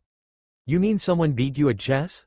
Recently too? Suddenly Rias' mind flashed to something Sona said earlier in their conversation. Is this the question you wanted answered? Sona didn't give any verbal response. However, in this case silence was incriminating as the way she fidgeted was an answer enough for Rias. Alas, the crimson-haired devil wanted to know more and thus proceeded to prod and question her fellow heiress. The aqua-eyed girl's stubbornness ultimately coming out the victor against the violent-eyed girl's patience. It was my new pawn, Saji Genshuru. Rias jolted slightly, straightening her back at the name. Wait, Saji Genshuru is a man to my knowledge. Does that mean your promise of marrying the first man to show they are smarter than you? Rias' voice drifted off as her question remained unfinished. Sona's face turned into an odd mixture of disappointment, relief and confusion. I was rejected? That doesn't make sense. From the information I have on Saji Genshiro, he would jump at the chance to marry you. Sona shook her head, her eyes refusing to meet her friend's intensive, curious stare.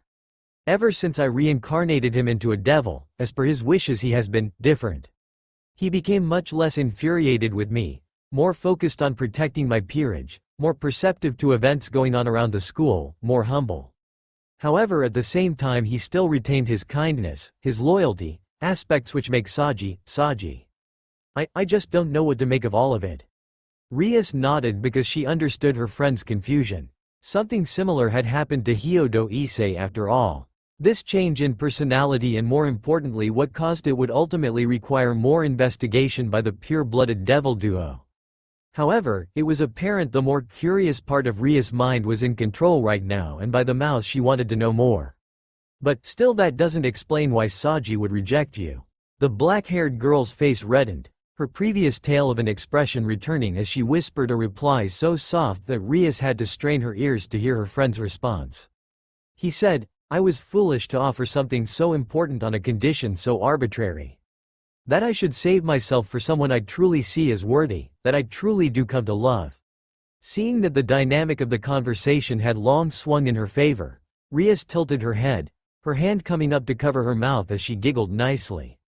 How romantic. Sona grimaced. Embarrassed she had revealed so much to anyone.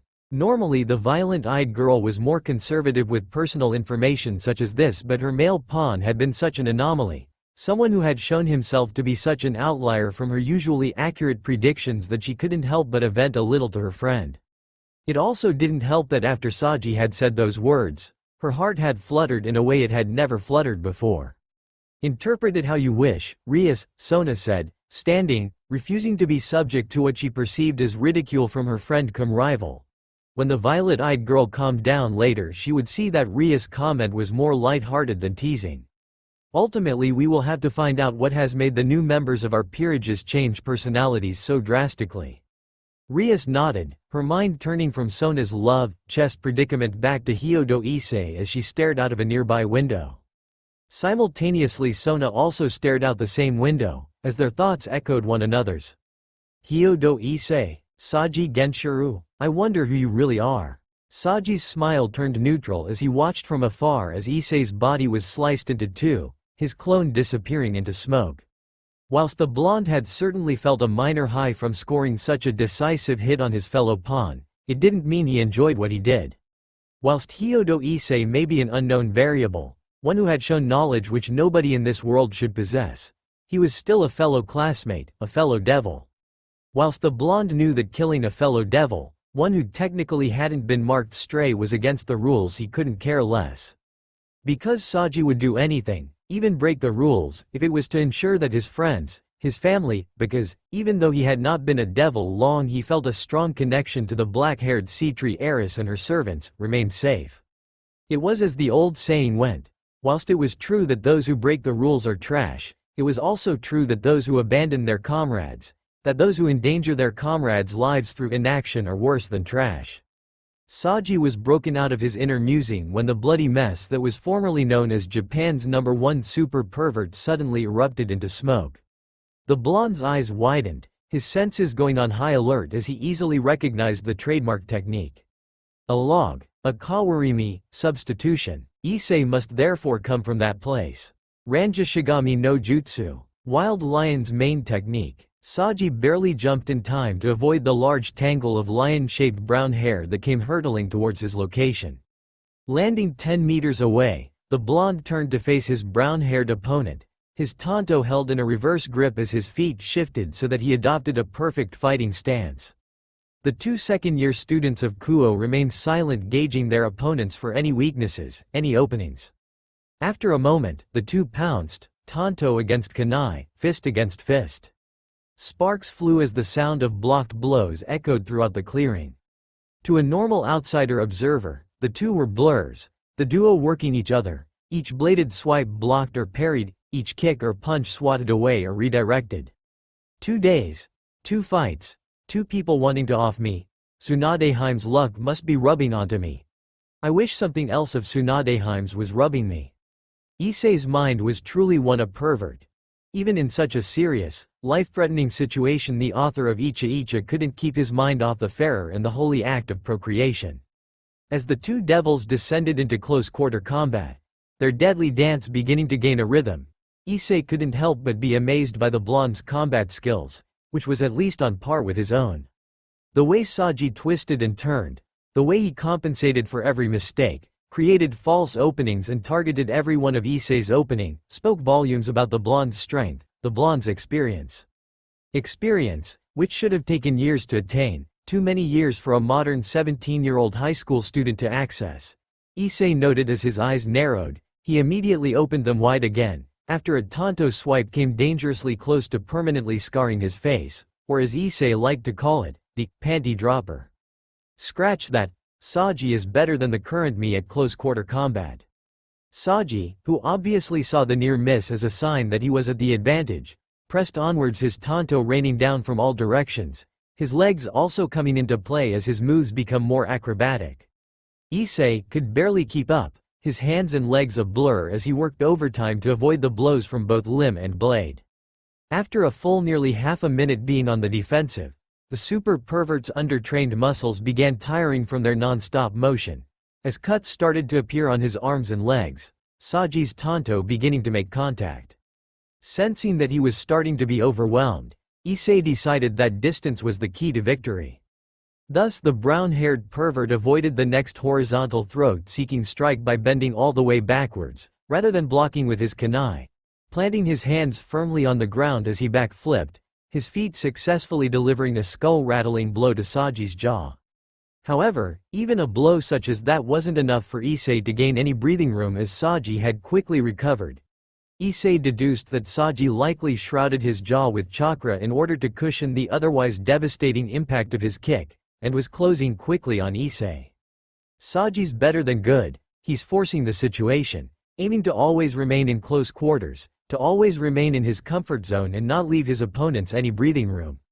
Remaining calm, Issei hurled his kunai forward to buy himself a few precious seconds before his hands flew through a series of complex hand seals. With my current level of strength, I need to go on the defensive. Hari Jizo, Needle Jizo. Immediately brown-haired extended, hardening as it surrounded Issei's body to prove a protective, yet spiky, cocoon which could protect the super pervert from most attacks. Issei was confident his chakra-enhanced keratin shield could easily deflect any attacks Saji could throw at him.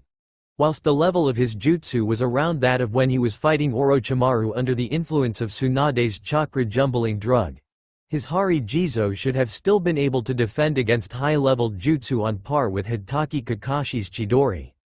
The super pervert was thus shocked that when Saji's blade hit the brown shield, rather than the unmistakable clang of metal deflecting off hardened surface, the buzzing sound of continuous sawing filled in the inner sanctum of his hair. Moving his eyes sidewards, Issei's head was largely immobile whilst he was activating the needle Jizo. He saw his brown hair being penetrated, the beginnings of glinting metal showing inside his keratin shield.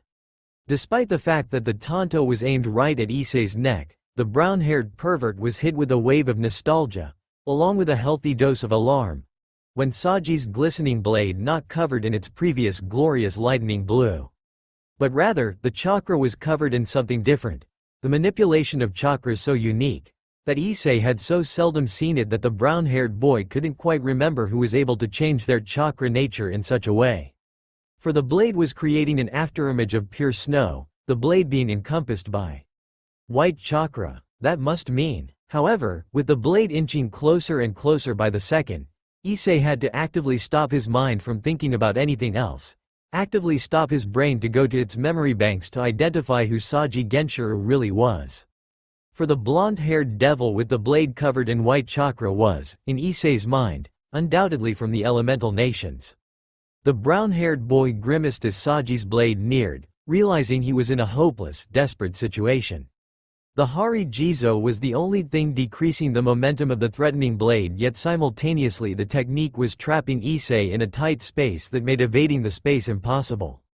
Issei was truly between a rock and a hard place. With the blade half a foot away from making solid contact, Issei's scowl deepened as he desperately brought his left arm, encompassing it with a thick layer of wind-natured chakra, in a last valiant attempt to lessen exactly how life-threatening the blow would be. The newly reincarnated devil knew that the act was meaningless. Even if Saji's blade didn't permanently sever his arm, the limb would essentially be useless for the rest of the fight. Which in a fight like this, where his opponent was strong, likely stronger than him, meant that Issei would ultimately lose. The loss of a limb was just one of the reasons that Issei had ultimately lost the fight against pain. That and the fact that the god of aim possessed 6 external bodies and the eyes of the Rikudo Sennin. Issei's mind jumped, going back to the thoughts that had plagued his mind when he had faced death or near death 4 times earlier. Tsunade, bashing, Naruto's 4-tailed form, his battle for pain, and the one-sided fight against Yuma. A shinobi is determined by the way he dies, by what he achieves before his death, and not the way he lives. And I have yet to achieve anything of note as Hyodo Issei. I don't want to die without achieving anything. The brown-haired devil closed his eyes momentarily whilst he unconsciously channeled even more chakra to his arm in response to his desperation to not lose, to not die at the hand of Saji Genshiro. However, before Saji's tanto made contact, he felt something in his left arm change, and not in the same dismembering way it had changed when pain had blown his left arm off. Rather, the feeling was empowering, like somehow the power in his arm had doubled, that the limb had somehow becoming bulkier. Opening his eyes, Issei was surprised to see that his arm was now enshrouded by a red gauntlet that extended from the tips of his fingers to his elbow, a green gem shining on the back. In fact, Issei's gauntlet was reminiscent of the one currently mounted on Saji's wrist, however the former's was much grander in appearance. From his peripheral vision he could see that Saji was equally shocked by the appearance of Issei's gauntlet. And to the surprise of both Issei and Saji, when the tanto hit the red contraption on the former's arm, the chakra-enhanced blade bounced off rather than cutting through. The blonde cursed internally, about to try to cut his brown-haired counterpart once again, when suddenly a deep booming voice originating from Issei's arm suddenly spoke, the sound echoing through the clearing. Boost! A surge of power suddenly pulsed through Issei as his jutsu, his body, his chakra suddenly seemed to double in intensity, in its strength. The super pervert could feel it when his Hari Jizo hardened, guaranteeing nothing would breach it again, its spikes elongating to the point that they were nearly a meter long. From Saji's point of view, Issei looked like he had just evolved from a baby porcupine to the most grand of its spiky species. Grateful for whatever was making him stronger, Issei realized his Hari Jizo, intent on to confirming who he thought Saji was. White chakra, tanto, kenjutsu, great loyalty to his comrades. Meanwhile Saji's mind, which had just come out of its adrenaline-fueled battle blur, was going through a similar thought process. Hair-based jutsu, perverted, great knowledge of espionage techniques. Both Saji and Issei stared at each other, their eyes communicating. The next jutsu would be the final jutsu for this fight. They weren't going to aim to kill any longer, but to aim to confirm something to each other. Chakra shrouded the 2 second-year Kuo students as they both crouched ready to release their signature techniques. Saigo no Shiroi Sarashu, final white slash. Bright white chakra-shaped burned around Saji's tanto with intensity that was unmatched throughout the fight. Odama Rasengan, big ball Rasengan. A large ball of blue chakra suddenly spun, hovering above the red gauntlet on Issei's left hand. The two flashed to each other, their attacks meeting, cancelling each other out, as they continued forward until the both landed, crouching 10 meters between them, their backs facing each other. Suddenly Issei spoke for the first time since the fight had started, his words echoing that of the sensei of the legendary Sannin. Where the tree leaves dance, one shall find flames. The fire's shadow will illuminate the village, and once again, tree leaves shall bud anew. Both Issei and Saji smiled as the blonde finished off the famous quote. This was the final confirmation they needed. Turning around, their hands, they walked towards each other until their fingers met, overlapping each other. Wakai no in, the seal of reconciliation. You haven't changed much, have you, Jiraiya? I can say the same back to you, Hitaki Sakumo. After doing some cooling down exercises, the duo that formerly possessed white hair lay on the ground, looking at the sky, observing the world as time passed. Looks like I won again. Saji said, a teasing tone to his voice. Issei humphed, his eyes focused on a particular cloud which had taken the shape of a Y lady. I wonder if I can include something about clouds into my next book. I think it was a draw, Sakumo. If that makes you feel better, I'm still in front 30-20, though. I think it was something like 49-1. With me in front. And you cheated that one time. The blonde snorted, his eyes also latching onto a particular cloud which shaped itself into a scarecrow. Still as boastful as ever, Jiraiya. Well, looks like someone won't be getting the next issue of Icha, Sakumo. The blonde let out something resembling a gurgled gasp in response, because Kakashi's perversion had to come from somewhere. Issei merely smirked as Saji begrudgingly conceded defeat. Fine, it was a draw. The duo fell into a comfortable silence, as they continued to stare at the sky. Nearly 10 minutes passing before Issei's soft voice interrupted the tranquility of the afternoon. Do you remember how? Saji shook his head, his eyes still trained on the clouds above. No, before I was reincarnated I was just Saji Genshiro, a lonely teen with doubts festering his mind. A boastful person. A boy who embodied loyalty but ultimately with no one to be loyal to. Then Sona saved me, offering me a place in her peerage, in her family. Her goals were one which I could adopt, ones which I can support with all my might. Then when I became a devil I remembered. Everything. Do you regret remembering? Number. Saji moved his head so that he could stare at Issei to properly convey his next statement. Because the last thing I remember from the elemental nations was Kakashi forgiving me. And whilst I still have regrets over how I died, over aspects of the life I lived, to have my son forgive me allowed me to look back on my life with a smile. Issei, who was eyeing Saji from the corner of his eye, nodded. Whilst he found Saji's statement odd, Issei could distinctly remember that Sakumo had died without anyone by his side. That Sakumo died with the contempt of his son, he didn't doubt his friend's word. If this whole reincarnation business taught him anything it was that death was unpredictable. More so than even Naruto. And not many things were more unpredictable than that blonde knucklehead. And Issei ultimately understood what his friend meant. Realizing that Uzumaki Naruto was the child of the prophecy in his final moments had a similar effect on him too.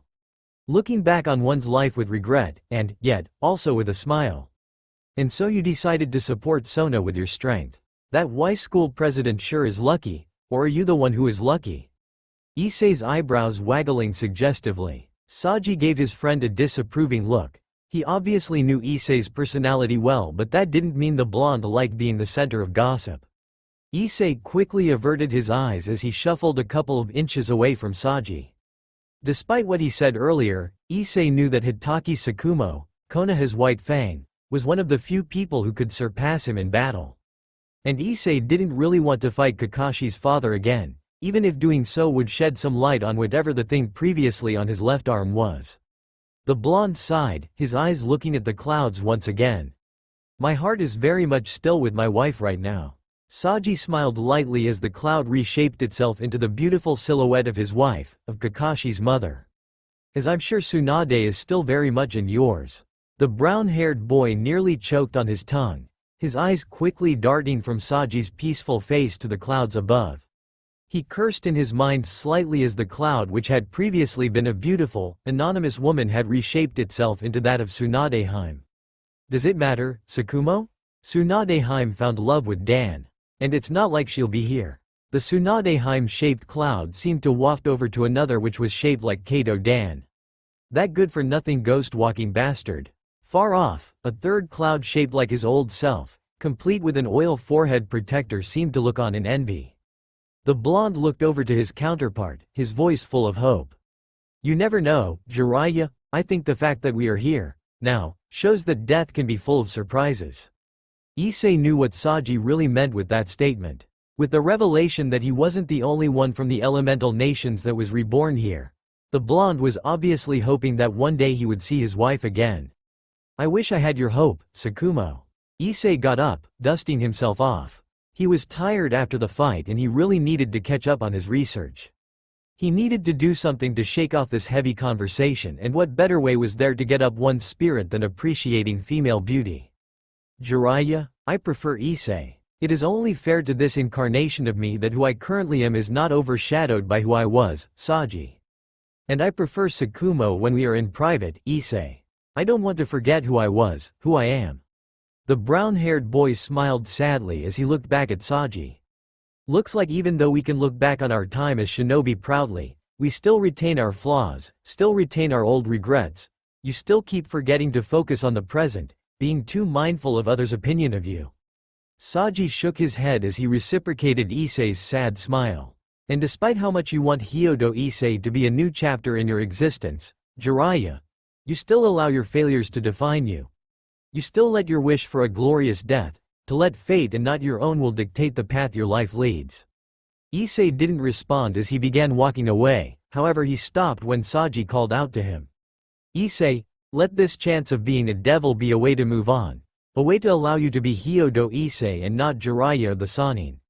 Iz looked back at Saji from the corner of his eye. "Rias Gremory still needs to show to me she's someone I can follow, someone who I can respect.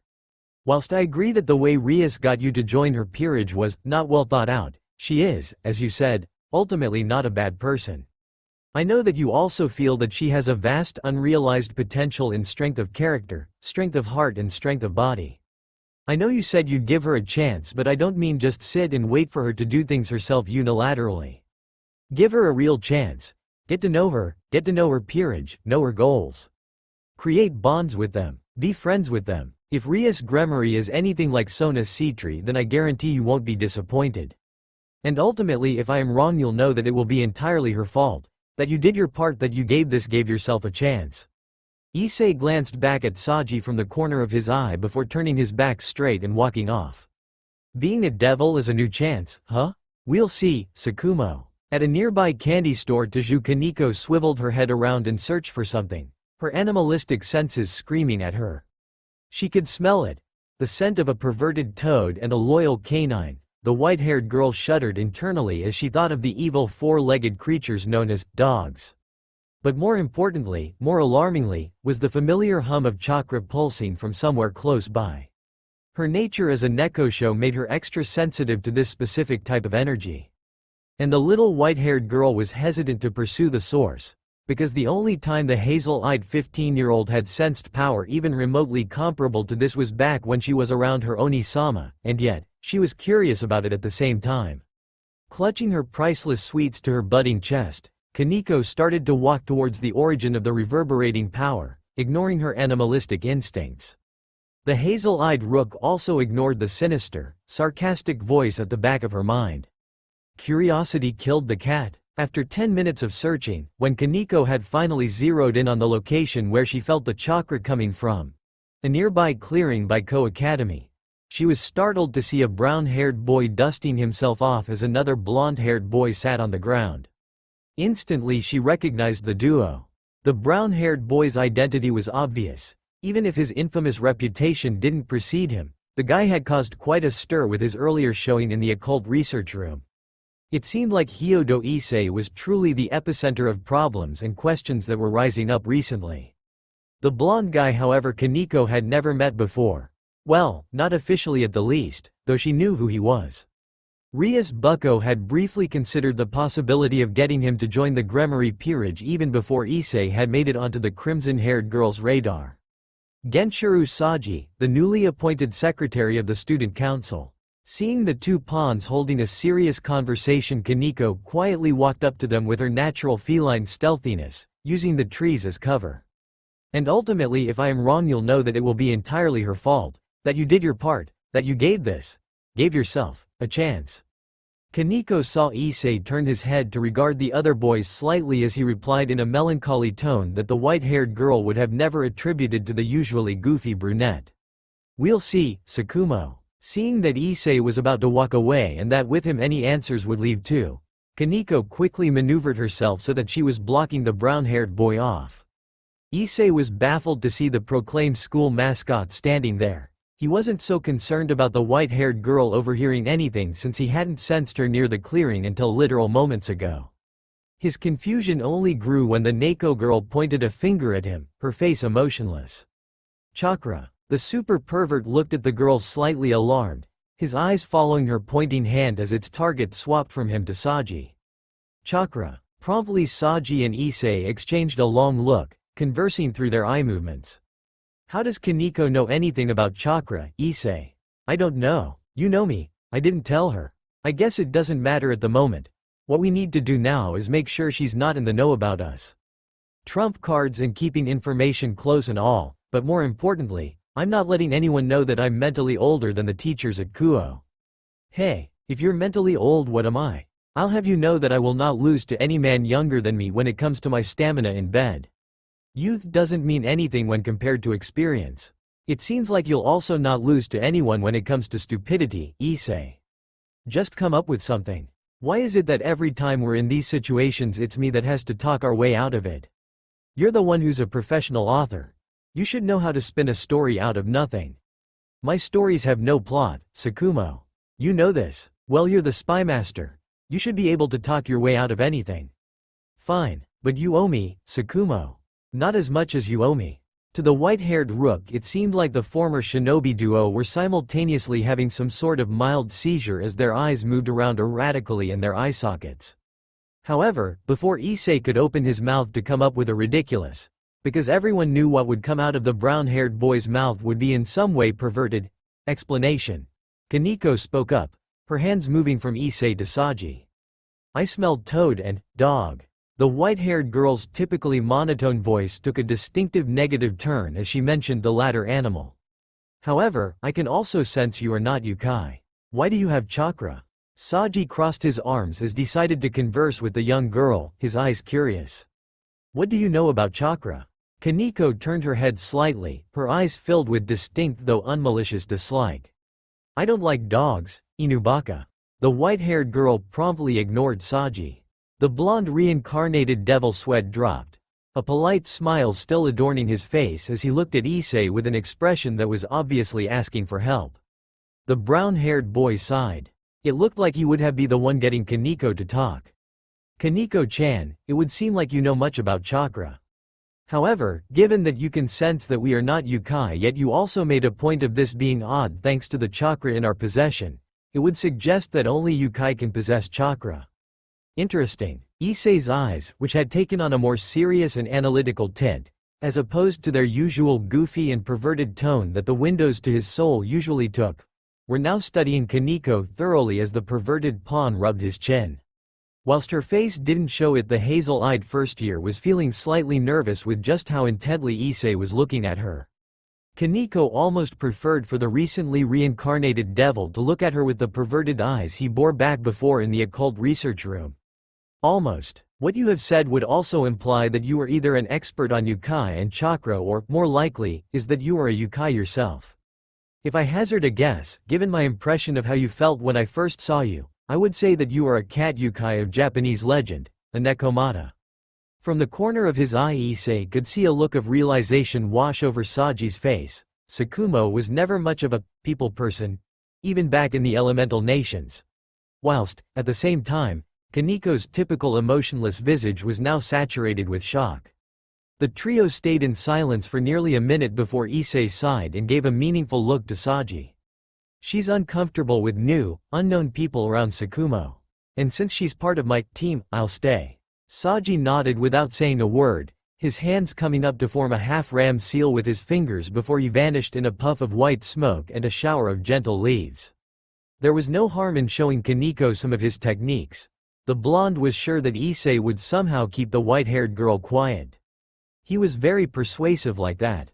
But before he left, Issei had seen the meaningful look that Saji had given him before sunshining away. Create bonds with them. Be friends with them. Koneko's shocked eyes made her head turn so that she was now staring at the empty space which was previously occupied by Saji. The cat girl had never seen anyone just disappear. She could put it in no other way, like that. Sure. Devils used teleportation magic, but that took time to set up and prepare, not to mention that the transit wasn't instantaneous. She had barely felt the small flicker of chakra come from Saji before he disappeared. Issei sighed, sensing that the sole rook of the Gremory peerage was now both extremely uncomfortable and shocked. Fortunately for him, he was great with kids. Well, that one time he had to look after a gaki, the kid didn't die. He placed a hand on top of the girl's head and started rubbing it as he offered her one of his goofy smiles. Don't worry about it, Koneko-chan. You being a Nekomata doesn't really change anything. Immediately, Koneko relaxed under the ministration. her mind floating back to a warning that Rias had given her peerage after Issei had left the occult research room. Watch out what you say to Issei-kun. He has an uncanny ability to get people to talk, to process information, to change from being the interrogated to being the interrogator. It looked like the crimson-haired girl's observation of the super pervert and her warnings held a lot of merit, for Koneko felt like she somehow changed from being the hunter to the hunted. Furthermore, despite Kaneko's initial impression of Issei as a lecherous, bumbling idiot, the brown-haired youth was currently projecting a wise and calming aura, one that you could not help but let out your worries to, one that you could not help but trust. Why yes. I am a Nekosho, a subspecies of Nekomata. The duo talked until the sun set and the moon rose, illuminating the starry night sky. It was odd, the mascot of Kuo Academy noted. She had never been a particularly open person, even before her Oni-sama had learnt senjutsu and left. And yet, here she was, divulging information about herself, some of which she had never shared with even the likes of Rias Bucko or Akeno, to a boy who she barely knew, a boy who she initially thought of as a non-redeemable, shameless pervert. But now she knew that this person who she was having a conversation with, was certainly more complex, more thoughtful, more caring, more perceptive than she had ever imagined upon meeting him earlier in the day. And not only that, the brown-haired boy was listening to her patiently, never judging her, only offering acceptance and support where she had expected fear and disgust. And despite not sharing her deepest secrets, her greatest fears to Issei that night, when she had left, Koneko felt lighter than she had ever felt. It wasn't until the next day where Koneko realized that neither Issei nor Saji had answered her initial question. When Issei's head hit the pillow later on that night, he was almost instantly asleep, the events of the day proving to be extremely tiring. However, to his great annoyance, the day of extraordinary revelations didn't seem to be over yet, for when Issei opened his eyes again, they were met with a world overflowing in the color red. Instantly, Issei knew he was in a dream. The fact that he wasn't staring at his prized, autographed poster of his favorite AV star was indication enough that he was no longer in his room. And not a good dream, Issei realized as he noted the distinct lack of buck-naked women. Suddenly and without much warning, a booming voice cut through the silence of the red space. It would seem like I have hit the jackpot with you, Hyodo Issei. Startled and turning towards the origin of the voice, Issei was internally alarmed to see a massive western dragon lying down. How did he miss it in the first place, nearby? Or should I say, Jiraiya of the Densetsu no Sanin, Issei's body instantly tensed, his chakra pulsating through and around him. Who are you? Do you come from there too? If this creature did, it would be extremely bad. Knowing his luck, which, to be completely honest, was nearly as bad as Tsunade Heims. This dragon would end up being the reincarnated spirit of the Kyuubi or something. A chuckle. No, I'm not from wherever you or Vritra's host came from. The dragon snorted as it shifted its head slightly so that it could stare directly into Issei's eyes. As for who I am the Welsh dragon, Ddraig. I am also the one who resides in your left arm. Issei's eyes momentarily turned to look down at his left arm, his mind remembering the red gauntlet that had appeared around it and given him the edge during his fight with Tsukumo. The dragon, Ddraig, nodded when Issei looked back up at him.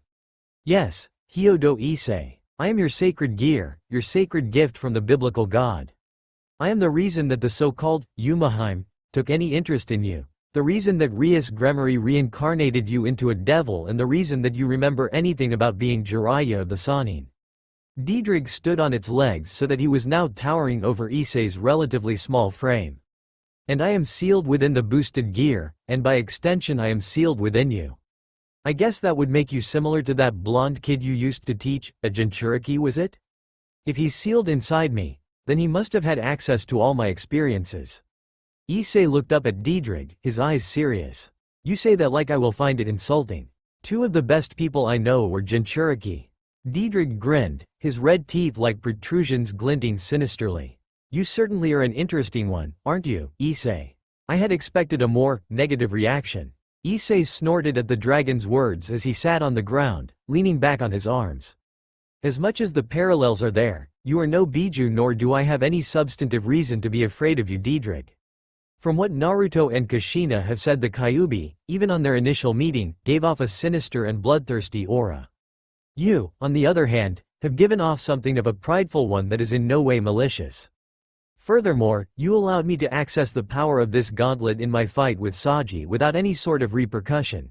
An act that a Biju would never do. An act which gives you more than just the benefit of the doubt. Issei paused slightly before he crossed his arms. And I'll have you know the ladies, even the winged, murderous ones, flock to me because I'm the best-looking male specimen around. The red dragon threw its giant head back, roaring in laughter. You don't disappoint. I have had many hosts since the Great War, but I know that you, Hyodo Issei, will certainly prove to be the finest and most interesting of the lot. I can instantly tell that you are the most powerful person I've ever been sealed in. One that will spread my name far and wide. That will certainly show that white guy. You are correct. I am nothing like your so-called Biju, and I am certainly no Kyuubi. Issei grinned, his eyes trained on his left arm. So, are you going to explain to me how this boosted gear works, or do I have to keep waiting around? The Welsh dragon lowered his head so that it was level with Issei, a grin which proved it could make Issei a chopstick for itself dancing across its muzzle. The boosted gear, one of the 13 Longinus which have enough power to kill even God. The one who wields this sacred gear simultaneously has to cooperate with me. And my basic ability is to double the user's, your, power every 10 seconds. However, the more your desire for something grows, the more intense your feelings become, the more the sacred gear will evolve and the more diversified its power becomes. The brown-haired boy stared at his left arm in something like wonder. To double my power, every 10 seconds. That's quite a frightening ability. And the price for access to your powers? Issei asked and corrected himself, his years of experience, as both a shinobi and as a disgruntled consumer, telling him that despite how Ddraig had presented himself, nothing as powerful as this would come free of charge. Ddraig smiled, nodding his head, satisfied that while his host acted like an idiot most the time, in truth he was anything but. You possess a large amount of combat experience, a great power in all that chakra you possess. However, even you know that your body, whilst sturdy compared to the average human, will still be unable to withstand the mass concentration of power that will inevitably result from constantly boosting your power using the boosted gear. The Welsh dragon shifted slightly so that he was now standing on just his hind legs rather than on all fours. Thus, when a time comes that you need power which exceeds what you can handle with that human body of yours, I will need a sacrifice of something great in order to allow you to access power even greater than what you could imagine. Moving his arm, Ddraig seemed to hold out a fist to Issei. Until that time, however, I will give you power. Allow access to the benefits of the boosted gear anytime you want, partner. Issei smiled, sensing the genuine nature of the dragon's offer, the distinct lack of deceit when the Welsh dragon spoke throughout the whole conversation, confirming it was far from anything resembling a Biju. I accept your condition. However, if you ever betray me, Ddraig, being sealed inside a gauntlet and forgotten about will be the least of your worries. The Red Dragon Emperor snorted, his fist still outstretched as he muttered under his breath. Ungrateful brat. The Welsh dragon's response brought a grin onto Issei's face. I don't need to explain why I won't betray you, time and my actions will do that for me. The brown-haired boy finally brought his arm up so that his fist was outstretched in a similar manner to Ddraig's. I was right, you are nothing like the Biju. Let this be the start of the legend that is the great Hyodo Issei-sama and his partner, Ddraig the Welsh dragon. Their hands connected into a fist bump which marked the establishment of the dynamic duo who would forever change the supernatural world for better or worse. Hyodo Issei, now a wielder of boosted gear Longinus class sacred gear, and boy was that a mouthful, woke with a jolt, his eyes widening immediately as he stared at the ceiling of his room. Sighing, he moved his right arm so that it was resting across his forehead as he processed everything that had happened yesterday. He was apparently Jiraiya of the Sanin. He had been turned into a devil, a servant of Rias Gremory. He had a dragon sealed inside him. And his old friend Hitaki Sakumo had apparently joined him in this life as Genshiro Saji. Truthfully, Issei was surprised he hadn't gone crazy or anything yet. Sighing again for who knew which time, he tried to move his left arm. However, once his brain turned on fully, he found that it was currently wrapped in what he assumed was a big, soft, warm, fleshy pillow. Wait, rewind that. Fleshy? Since when were pillows fleshy? Issei suddenly jolted awake, his eyes wide open as he looked at what, or rather who, his arm was intertwined with. Because his arm was currently resting in between the huge mountains Rias Gremory so casually called her S. Moving his eyes up slightly so that he was staring at Rias' face rather than her S. Issei found her red hair fanning out across the bed, the sunlight streaming in through the window giving her a divine aura. It made the crimson-haired girl appear even more beautiful than usual. And Issei was sure that the girl before him could put even the hottest supermodels to shame on one of her off days. Issei smiled softly at the girl. Despite everything that had happened between them, he was being truthful when he had said she had qualities that he admired greatly. Suddenly Issei's mind froze as he realized something wrong amidst the otherwise perfect morning. I couldn't tell straight away that I was sleeping next to such a beautiful, naked woman. Have my super pervert senses left me? When Rias woke up an hour later she found Issei sitting in the corner of the room, his knees tucked under his chin and a depression cloud over his head as he rocked back and forth methodically. Rias could only sweat drop at the scene. Issei-kun, what are you doing? Issei turned around slowly, his face looking more like that of a dying man's than a self-proclaimed greatest hentai. I couldn't tell I was this close to naked opie with my eyes closed, and my reputation as a super pervert is tarnished. Tears suddenly sprouted from his eyes as he started banging the ground with his hand. Rias giggled slightly. This continued for a few moments before her giggles turned into a heartfelt laugh. Despite everything that happened she found that Issei's antics would make her day. As her laughter finally died down, she sighed in content before giving Issei the most beautiful smile the pervert had ever seen. Good morning, Issei-kun. Issei sighed, already used to the world not understanding the struggles of a super pervert. Standing up, he replied, Good morning, Riasheim. Didn't think you would come after what happened yesterday. Rias shrugged, hair gliding down her shoulders, her face taking on a more serious expression for a moment. It is precisely because of that I came. I want to show you that I am worthy, and I want to get to know you beyond the perverted idiot you project yourself to be. Issei grinned slightly. He was pleased that she was proving to be very persistent and determined to both try and convince him that she was someone worth following and to get to know him better. To an extent it reminded him of Naruto and the blonde shinobi's own stubbornness. As Rias continued to stare at him seriously, as if she were trying to will her determination into him, Issei's mind briefly drifted back to Saji's words from their talk yesterday. I know you said you'd give her a chance, but I don't mean just sit and wait for her to do things herself unilaterally. Give her a real chance. Get to know her peerage, know her goals. Create bonds with them, be friends with them. He hid the small, genuine smile appearing on his face. You are right, Sakumo. I will get to know you and your peerage, however whether I support you and your goals with all my power is up to you, Rias Gremory. And why exactly are you naked? Not that I am complaining of course. Issei asked and added, his eyebrows wiggling. The crimson-haired beauty sighed before resting her forehead on Issei's shoulder. I can't sleep with clothes on. Her breath tickled Issei's body. A good habit. Maybe I should stop sleeping in my clothes, Issei said as his eyebrows continued to wiggle. Rias playfully slapped his shoulder in response. So, you do this with the others? Neither Kiba or Koneko really enjoy this sort of thing, Rias shook her head. But I occasionally do this with Akeno. We are best friends after all. Issei got a bit of a nosebleed as his mind conjured a mental image of Rias and Akeno sleeping together naked. You must invite me next time you do sleep with Akeno. Rias puffed her cheeks in annoyance. Oh, am I not good enough by myself? Issei's visage suddenly took on a heroic tone.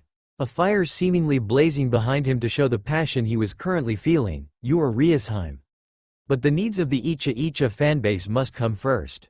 And their need is for the great Issei-sama to describe to them the scene of two busty babes sleeping together naked. I hope you understand Riasheim. Rias' response was to simply pull on Issei's cheek with an annoyed look in her eyes. Figures she totally ignored me in favor of my mother's cooking. That was the bland-colored thought going through Issei's mind as he sat in front of the newly dubbed, perverted council, which now consisted of Matsuda, Motohama, Kiba and Saji. Though when later interrogated by the general student population the latter two would claim that they were forced, blackmailed and manhandled into attendance.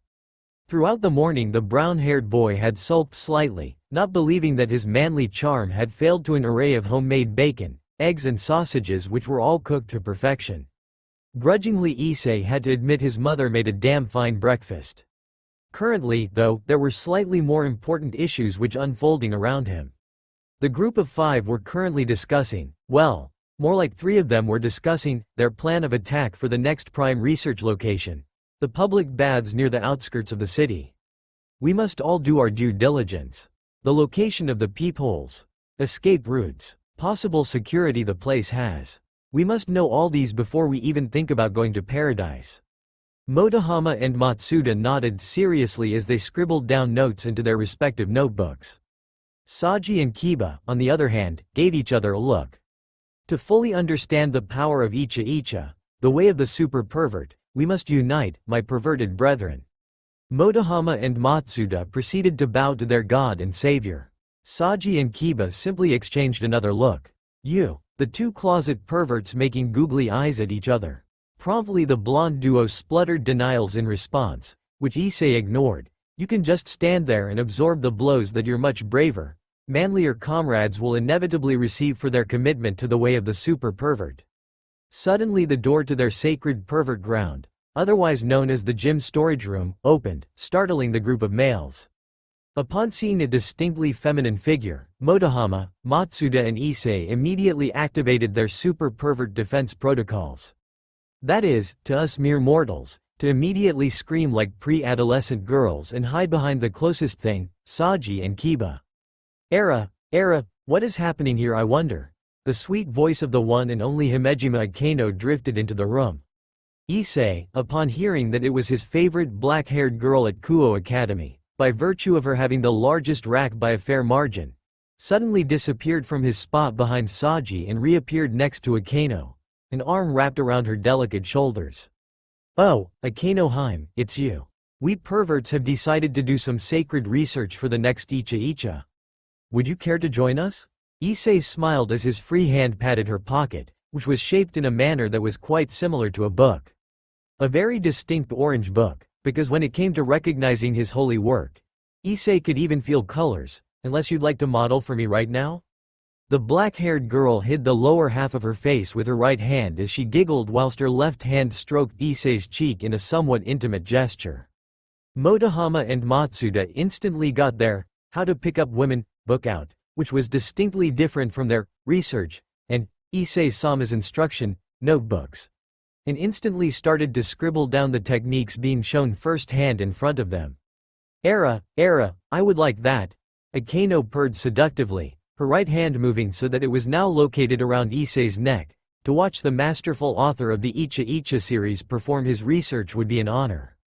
Akeno licked her lips as she leaned closer, trying to goad a reaction out of Issei. The brown-haired pervert only smiled a perverse, goofy smile, moving his hands lower so that they were nearing her perfect ass, his head also leaning closer. It was obvious to the duo that they were teasing each other, however to the other occupants in the room, except Saji, it seemed like they were really going to go to first base, right there. Kiba, whose face was red with embarrassment and whose hands were partially covering his virgin eyes, seeing the intimate display, coughed loudly into his hand, catching the attention of everyone in the room.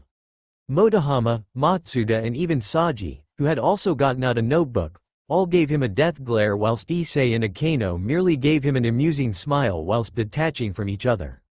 Era, Kiba-kun is so shy. A sadistic smile suddenly appeared on Akeno's lips as Kiba suddenly felt a sinking feeling in his stomach. I wonder if he needs some resistance training, Issei-kun? Issei, who had also gained an identical sadistic smile, suddenly appeared next to Kiba, a rope in hand. I agree, Akeno-hime. And I know where the best resistance training, being tied up and dumped into the public women's bath. It seemed like the whole conversation had gone full circle. With speed that far surpassed even Minato, Issei tied Kiba up and threw the blonde knight over his shoulder like he was a sack of potatoes. Come on my fellow brothers, and lady. To the women's public bath. With a cheer Motohama and Matsuda enthusiastically bounded off. Issei and Akeno also followed behind, Kiba struggling fruitlessly against his hemp confines, chatting amicably. The two were obviously bordering between flirting and conversing, as they talked about the various topics that only a super pervert and a sadistic priestess would talk about together. Seeing that the others were leaving without him, Saji sighed and followed. It wasn't like he would escape. Saji was sure that he would suffer a fate worse than even Kiba if he was to disappear now. And to be perfectly honest, he would really like to see how Issei survived those beatings he got daily by the hand of vengeful and towel-clad women everywhere. However, as the group of 6, well 5 and 1 wriggling pile of Bishonen male, neared the public baths, their formation not changing from the start, several dashing black flashes appearing in his peripheral vision caught Saji's attention. Turning his head, he saw that those black flashes seemed to be heading off towards the looming, abandoned church of Kuo. Saji turned his head back to the other Kuo Academy students and was somewhat unsurprised that Issei, who appeared to be having a debate with Akano over whether his books accurately described foreplay, didn't seem to notice the anomaly in the area. For as much as Issei used his perverted antics to cover his more thoughtful and dangerous skills, at the heart of it, the brown-haired boy was still very much a pervert. Sighing and hoping, in retrospect it was more like wishful thinking, that he wouldn't receive a punishment similar to Kiba. Saji pushed chakra into his legs as he pushed off the ground towards the direction of the Kuo church. That's all for now. If you enjoy, then please like, share and do comments.